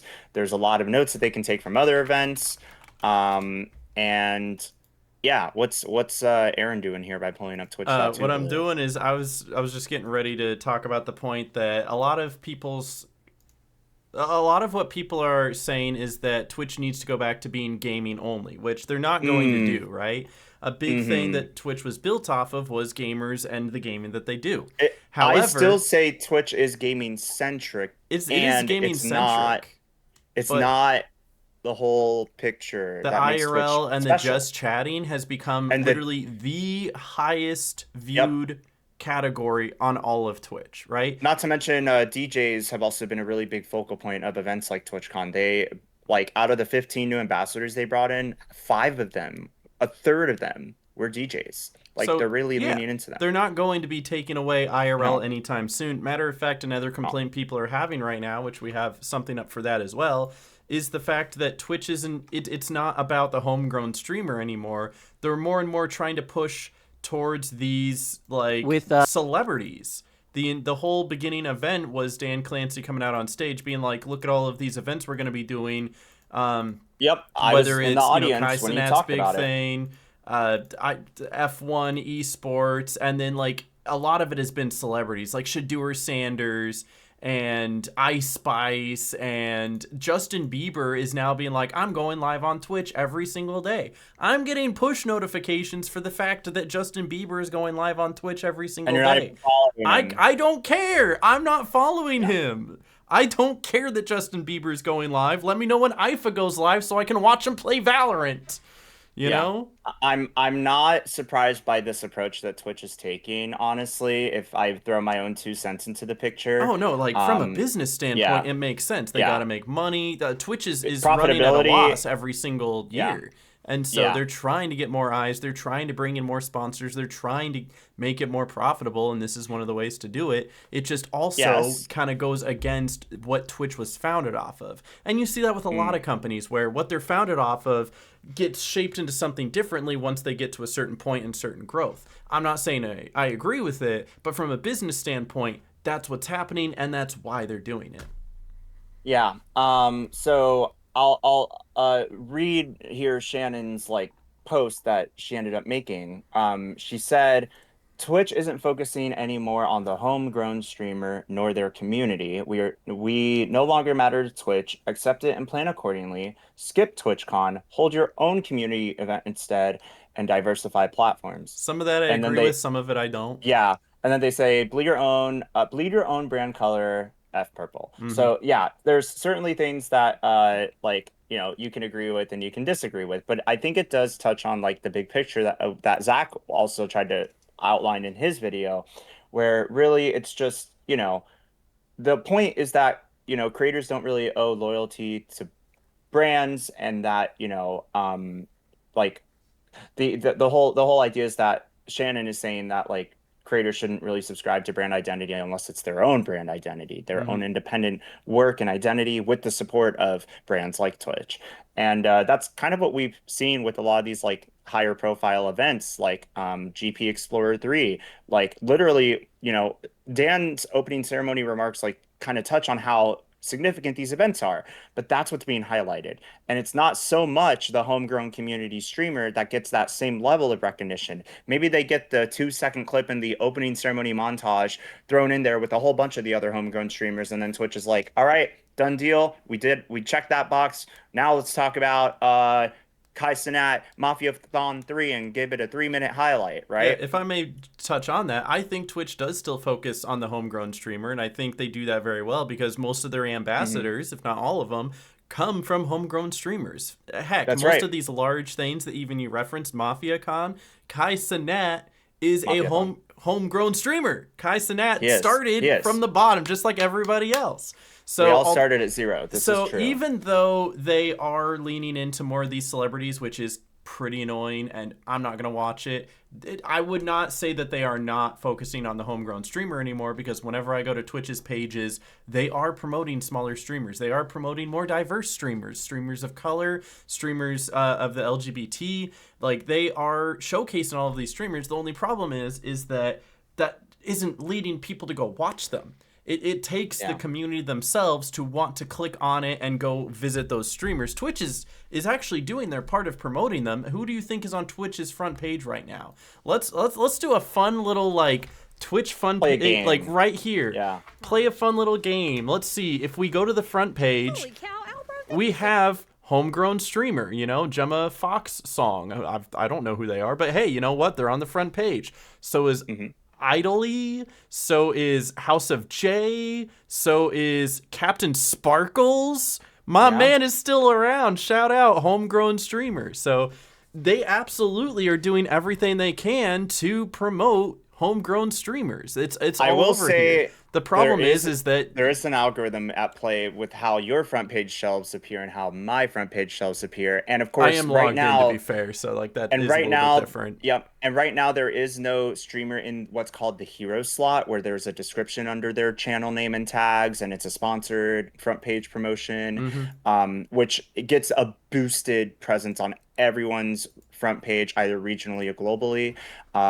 Like I have insight on how the front page works. I've been in that hero slot before, Mm-hmm. but yeah, like right now, this is like a tied and true front page with the algorithms at play. But not to cut off your point. No, absolutely. No, you're absolutely right. But that is the Yeah. fact of the matter, is that I don't think they're not focusing on homegrown streamers, but they are leaning into more of these celebrities because they know people are going to go out of their way to click and watch, and Twitch needs that. Twitch needs people on the website so they Hmm. can sell ads and so they can sell turbo and whatnot. Yeah. So I that's just the I one point I didn't agree with, but I absolutely do uh-huh. agree with diversifying platforms. Like, you can be on Twitch, and Uh-huh. that's great, and I'm glad that a lot of people made Twitch their homes, but you cannot anchor on Twitch alone. It is really Yeah. tough because the It's discoverability tough. there is terrible. And you It's could be terrible. flying high one month, and then once whatever niche you were a part of that was doing well, that fad goes away, and now you're sunk, you're stuck.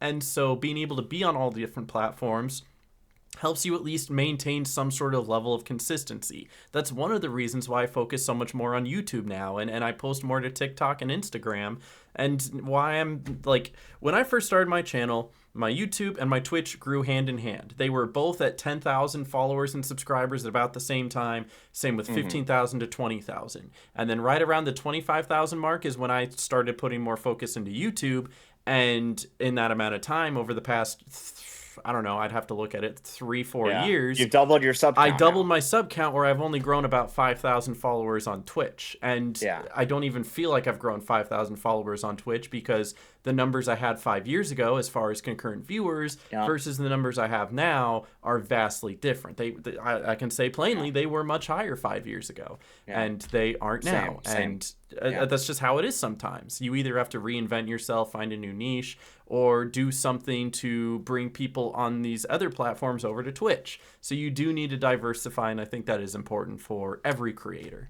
Absolutely. So what Shannon says is very, I think it encapsulates how things currently are, whether you agree or disagree with the whole statement or certain points.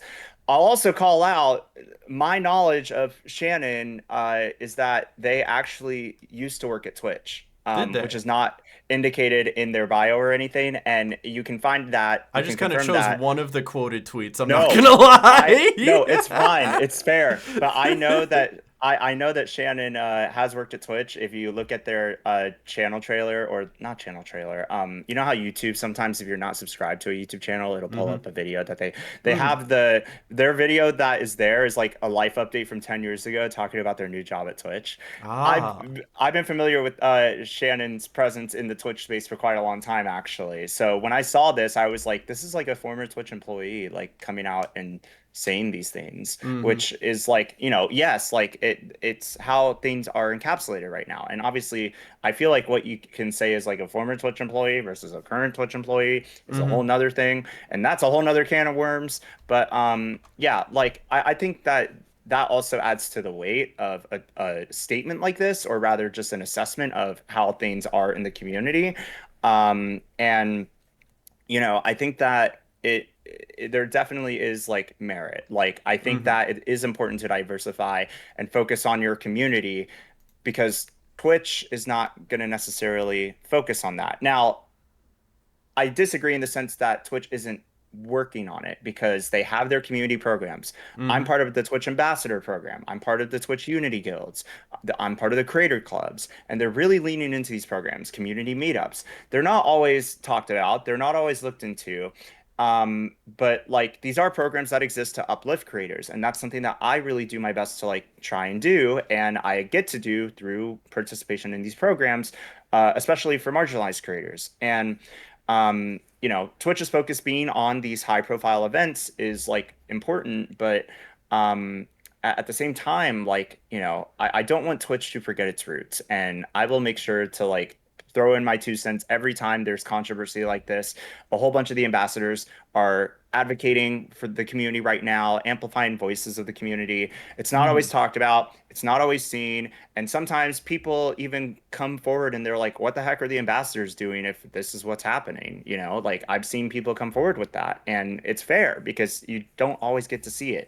There's confidentiality involved in it too. Hmm. But Like you get to be the yeah, voice in the ear, but you aren't the puppet master pulling their nope. strings. The decisions that are ultimately made are on Twitch's end. I get misconceptions all the time, which I talked about on my panel, by the way, that you can watch back, Ooh. about Twitch ambassadors, that people think that like we have the power to like unban people, that we're Twitch staff, and that's not it. I'm not Twitch staff. I can't unban your friend for the thing that they did, which I don't even know what they did. I don't know them. I can't review anything, you know. Um, but yeah, Twitch. I would say that Twitch does its part in terms of setting aside spaces for the community.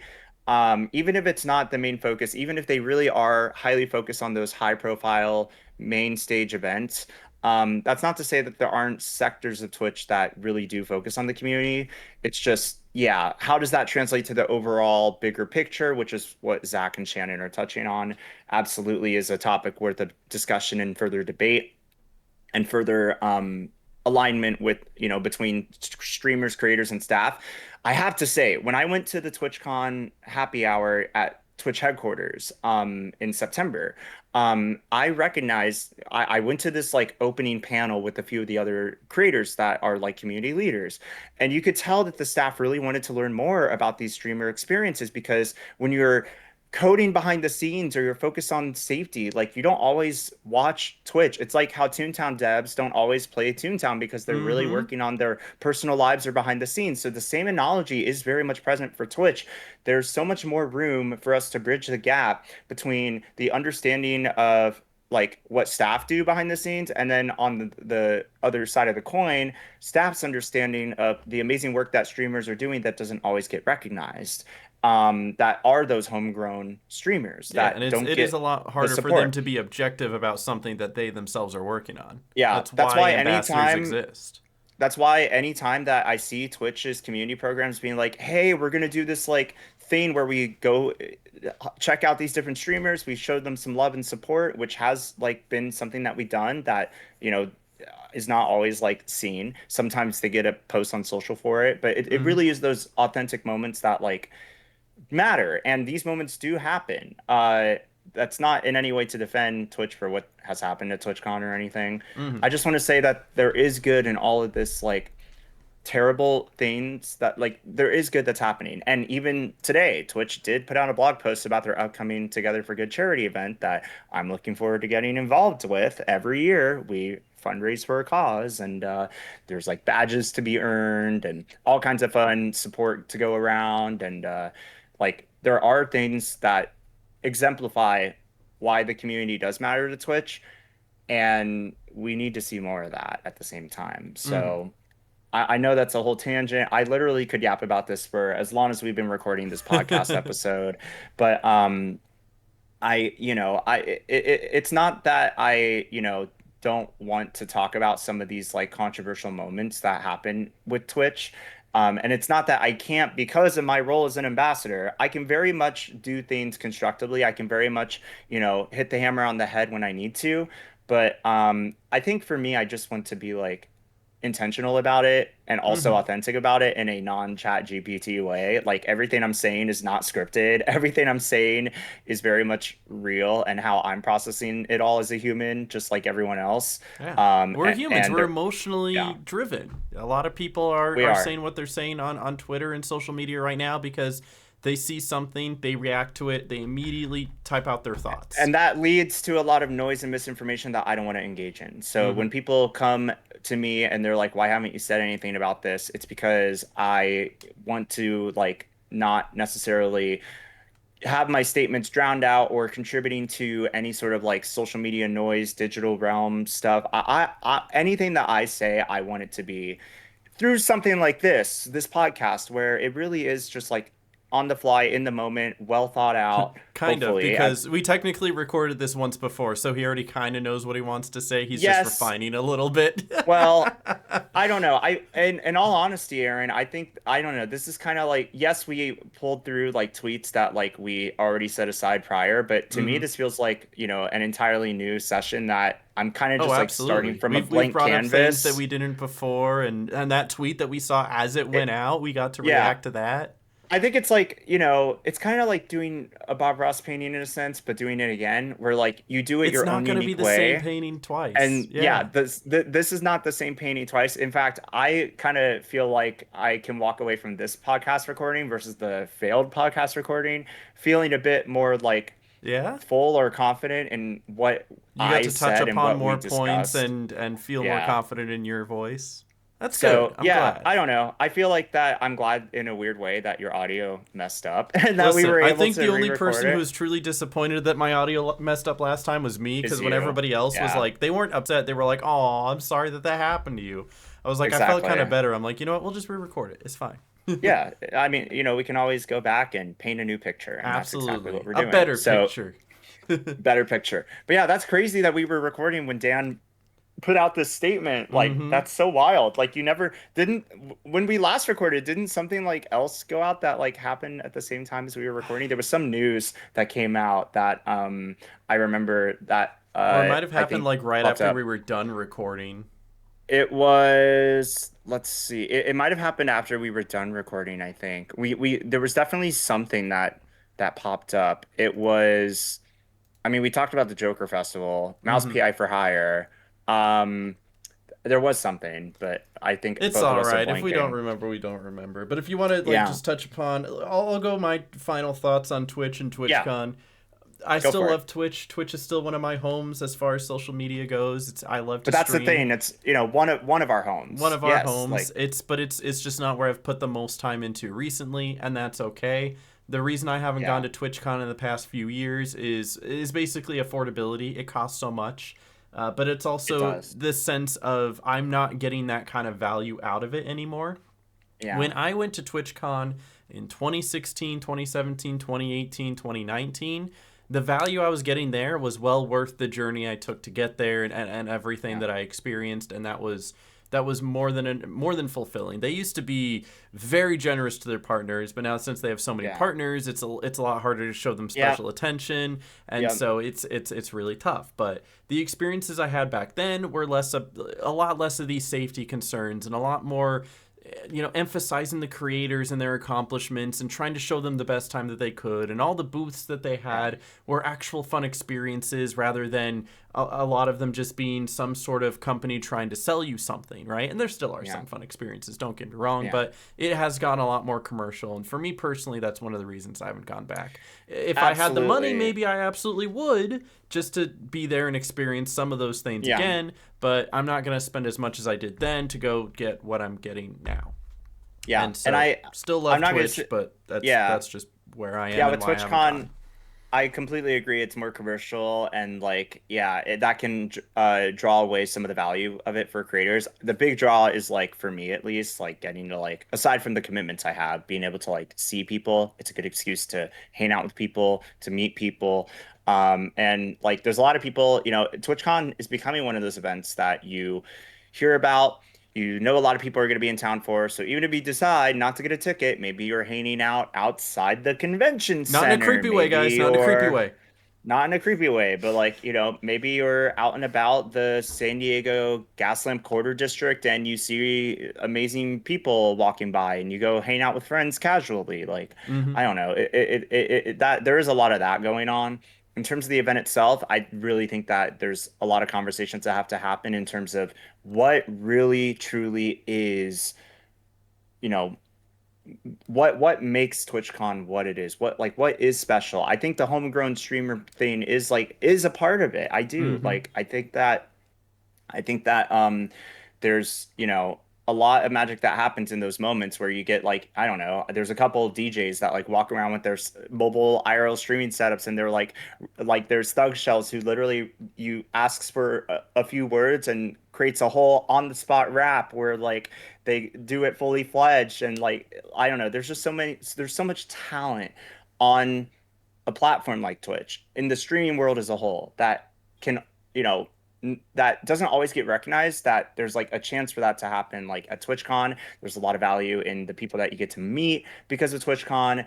And you know, there's so much that really is special about it, to the point that I really don't agree with like TwitchCon needs to be gone forever. Like, No, you but I know, do get rid think of that a it. lot of things need to be changed fundamentally. I I think would so love to too. go back, but it's just not worth the amount that it costs for me to go right now.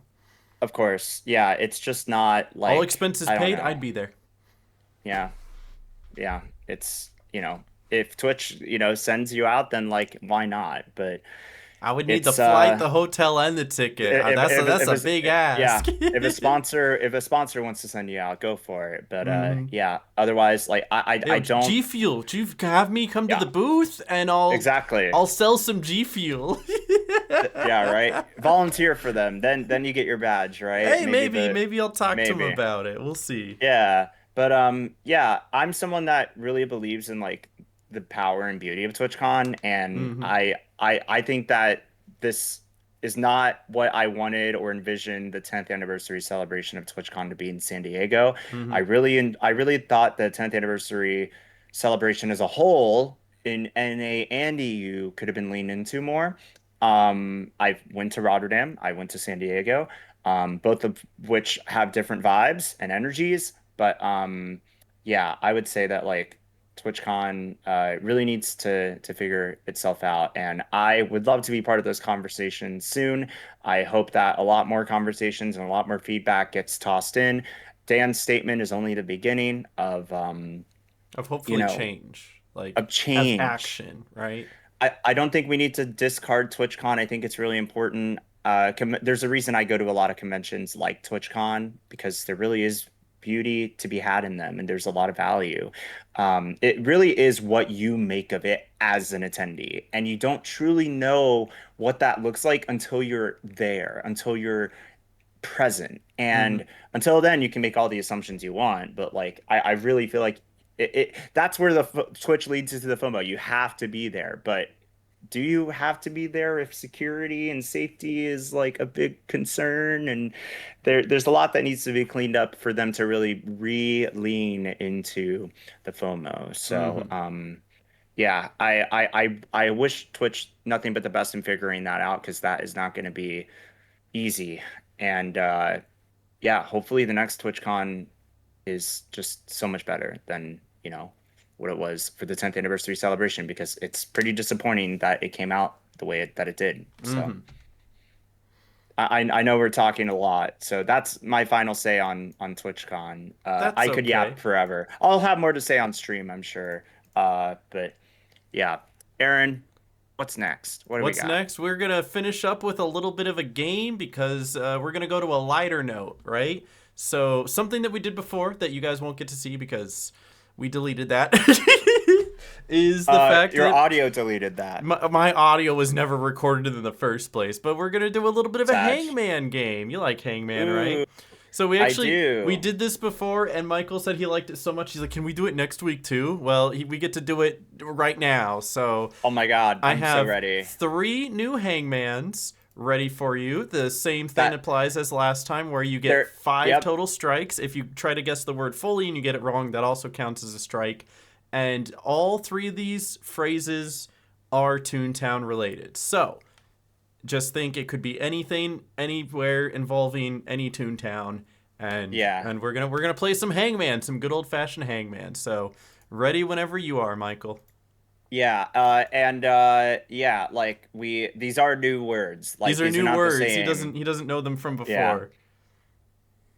You know what's funny? I Hmm. counted out the number of spaces on this first one. Can I take a guess Take a at what it guess. is? What is it? This I did not do on the last recording. I didn't. I started getting some letters, but I'm just gonna shoot a guess and Mm-hmm. risk it for the biscuit. The foreman. It is not the foreman. It's enough Sorry. spaces for It it. is enough So, spaces for it, but it's not the. That was a really good guess though. So, or maybe it's like the Mingler or something, but I don't know if I do want you to want to guess make that that. your official next guess, or do you want to start doing letters? Mingle. Sure, the Mingler.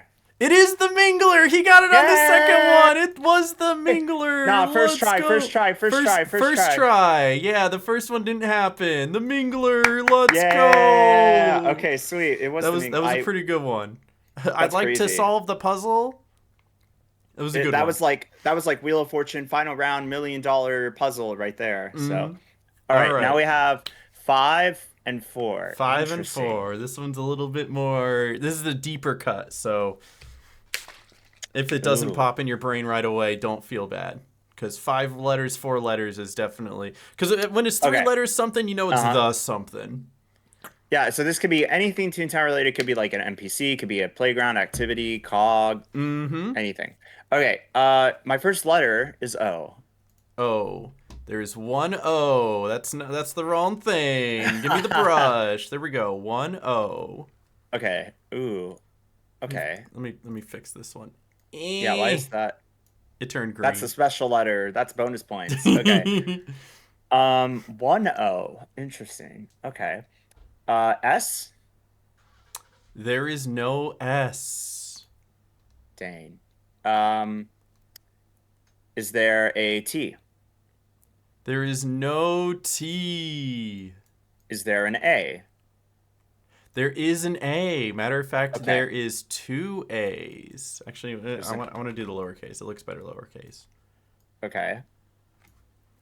Honey haha. It is Honey Haha. He's got it. Honey Only took a few Haha. letters. Yeah, that's all you need sometimes. I'm on fire If you today. got the All H, right. that definitely would have given it away as well. He's doing Yeah. good. He'd All be right. good at Wheel of Fortune.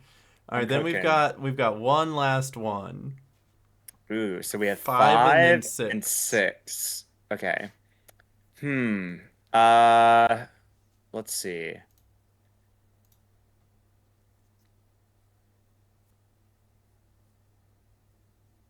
Um, F. There is an F. There's That's where actually I two. the front factory. It's not Front Oh, Factory. okay. Well, I guess the name is different. I will say the F is where I wanted it to be. I'll say that. Mm-hmm. So, okay. Oh. Uh. No, it's missing a space for that one. Uh. Do you still want to Wait. guess O? Uh. No. Is it Final Fringe? It is the Final Fringe. Look at him, he's on Let's fire. go. I'm gonna have to do like 5 of these next time. You got this like it was nothing. Just so you I know, the told. first time we recorded this, the first one was Yes Man, and he did not get it. Hey, don't expose me like He got that. all the other ones after that, though. I mean, we've already been live for 2.5 hours, so I figured we Yeah, might needed as well just to. speed run it, Yeah. real quick. You got those really Yeah. quick. Good job. All right. Hey, my Toontown history is showing. I He's mean, the Toontown Encyclopedia. Yeah, here's a little bit of proof. This I had it written down. This was yeah, the Mingler yeah. Final Fringe Honey Haha. That way I'm That's not just making crazy. stuff up or be like, oh no, he guessed it. Got to take a shift. That's wild, All man. right, Oh but to wrap man. it up, let's do some game shout outs. Any games you've Yeah. been playing lately or upcoming games you want to give a quick shout out to? Either games I've been playing lately or games I want to shout out. Obviously, shout out Sonic Rumble for finally having a release date. Of course. Let's see. Shout out to let's see. There's a lot of games I still need to play. I still need to play Titans of the Tide demo, so I need to knock that out. That's a good like Uh 45 minutes as well.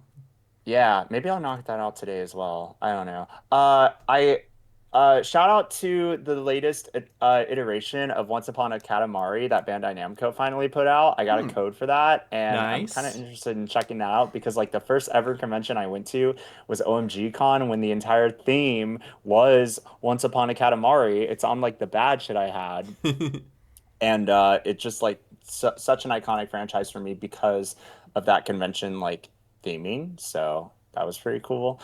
And what else is coming out? Oh yeah, shout out to let's see, shout out to Jackbox Party Pack 11 because I got to stream for the launch of that game and that was so much fun. Go play the new games. They are a blast. You have to play them. Shout out to Xbox because they sent me a mailer that I'm gonna post about soon Ooh. for a game that I think the embargo's up for now. Outer Worlds 2, they sent me a little box. And Ooh. actually it's not a little box, it's a big box, and it's like right over there. I still So gotta play the first one. I know. Oh! Also Ah! shout out Keeper. They've also been like showcasing Keeper as well. Mm-hmm. That game is pretty cool. I also have copies of both of those games. There's too many games to freaking play and not enough time in the day for me to stream them. So Oops. I'm yeah, kind of struggling with the backlog right now. But Who isn't, yeah, right? Who isn't? who isn't it? I And checked my PlayStation library. It's over 300 now. That's just on PlayStation. That's not even on Steam. uh I don't even have Steam Godspeed. up. I don't even know what's on my Steam. I'm afraid to look. Oh man. Yeah, what about you? What games are you up I to? have Interesting two things shout with. outs. Actually, I have three. So number one, I want to shout out Doom 2016. I played that Yep. recently to get footage for a video that I kind of want to make. So after the Call of Duty video, I think I'll make this other video.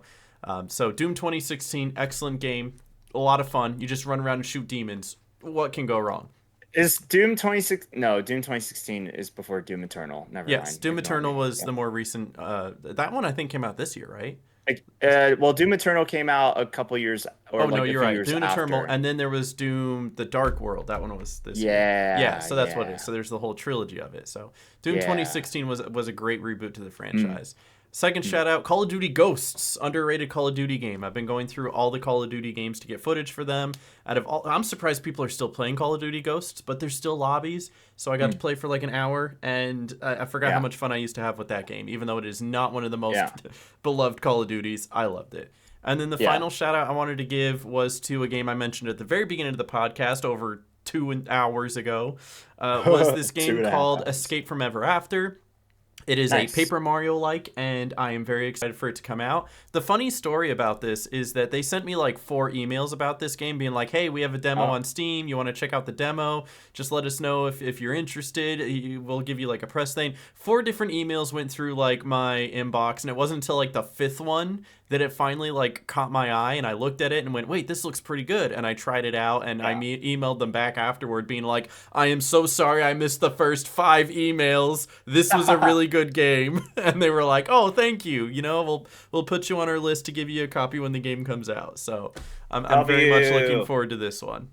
Now you're in my world where I you know get all it's the like great. press Well, the emails thing and is stuff. like you are all over the place. You have so many games coming in that you're like, I want this one and this one and this one and this one. I tend to just hyper fixate where there's like one game Yeah, that I'm super excited for, and I'm like, I need to be able, I need to somehow get in touch with them for this one game. And there's a lot of other games that if I yeah, was given keys for them, I'd absolutely graciously accept. But right now, I'm hyper yeah. fixating. Look, you can fight a Cthulhu. Look at him. He looks so Right? good. But yeah, so this I've is a, this is my latest uh-huh. hyper fixation. I have a few quick shout outs that came to mind. Mm-hmm. First of all, as Wizard 101 is now on console, Mm-hmm. Neopets announced something, which Ooh, I I don't know did if hear you about caught wind that. of. I did. Yeah, they announced in 2026 they're bringing like a mini game collection, I think, to like Switch, Xbox, and PlayStation. That's what my memory serves. Aaron is Googling away right now. I'm But doing shout some out, research. No, you're absolutely right. It's coming to big shout out PS5, to Switch, and Neopets. PC. The Neopets Mega Mini Games Collection, the greatest Yeah, hits reloaded, and it really is just a bunch of mini games like what you used to play yeah, on the website. But yep. yeah, now you can play it on your Switch and your PlayStation and your Which I think PC. is kind of cool. Yeah, no, Like the this is early, nostalgic for a lot of people. yeah, the early 2000s stay winning. That's all I'm gonna say. Absolutely, Um, nostalgia sells, and for good reason because things were good back then. and then also my last remaining shout outs. I forgot to mention this when we were talking about TwitchCon, but one of the amazing things that I had the incredible opportunity to do was stream at Capcom's booth. I'm still pinching myself. That's like I stream That's Toontown, and awesome. Capcom is like, we invite you to stream at our booth, and I'm like, what? So I got to play. Me? Yeah, This me. guy? I I got to play Resident Ooh. Evil I want to play the Requiem, new Resident Evil when it comes out. Oh, that's also on my list. Onimusha Way of the Sword. I love the Mm-hmm. pin for this one. These Looks are good. PAX Penny Arcade pins. And my personal favorite that surprised me, Pragmata. And that's the one that you're high on right now, right? This game right here. This is the one. This is the new IP. This is the one. I These believe games, yeah, I don't think they come out until 2026, but Capcom invited me and a bunch of other creators to have the opportunity to be some of the first people in the world to live stream these games. I'm on cloud nine. The fact that that was even offered to little old me with when the viewership numbers are down and the Toontowns and everything, but like now it's like getting to be connected with Capcom is so cool. I'm still waiting to hear back on Capcom creators. I hope I'm accepted properly. You just never know how Fingers things go. crossed. I remember Bandai Namco like at first declined me, and then when they invited me to their PAX West like VIP hour at their booth, they were like, "Wait, you're not a creator?" And I'm like, "Yeah, y'all denied me." And they were like, "What?" Like genuinely shocked. Whoops. Who? Where's Yeah. the intern? Who denied him? Yeah, who was was it?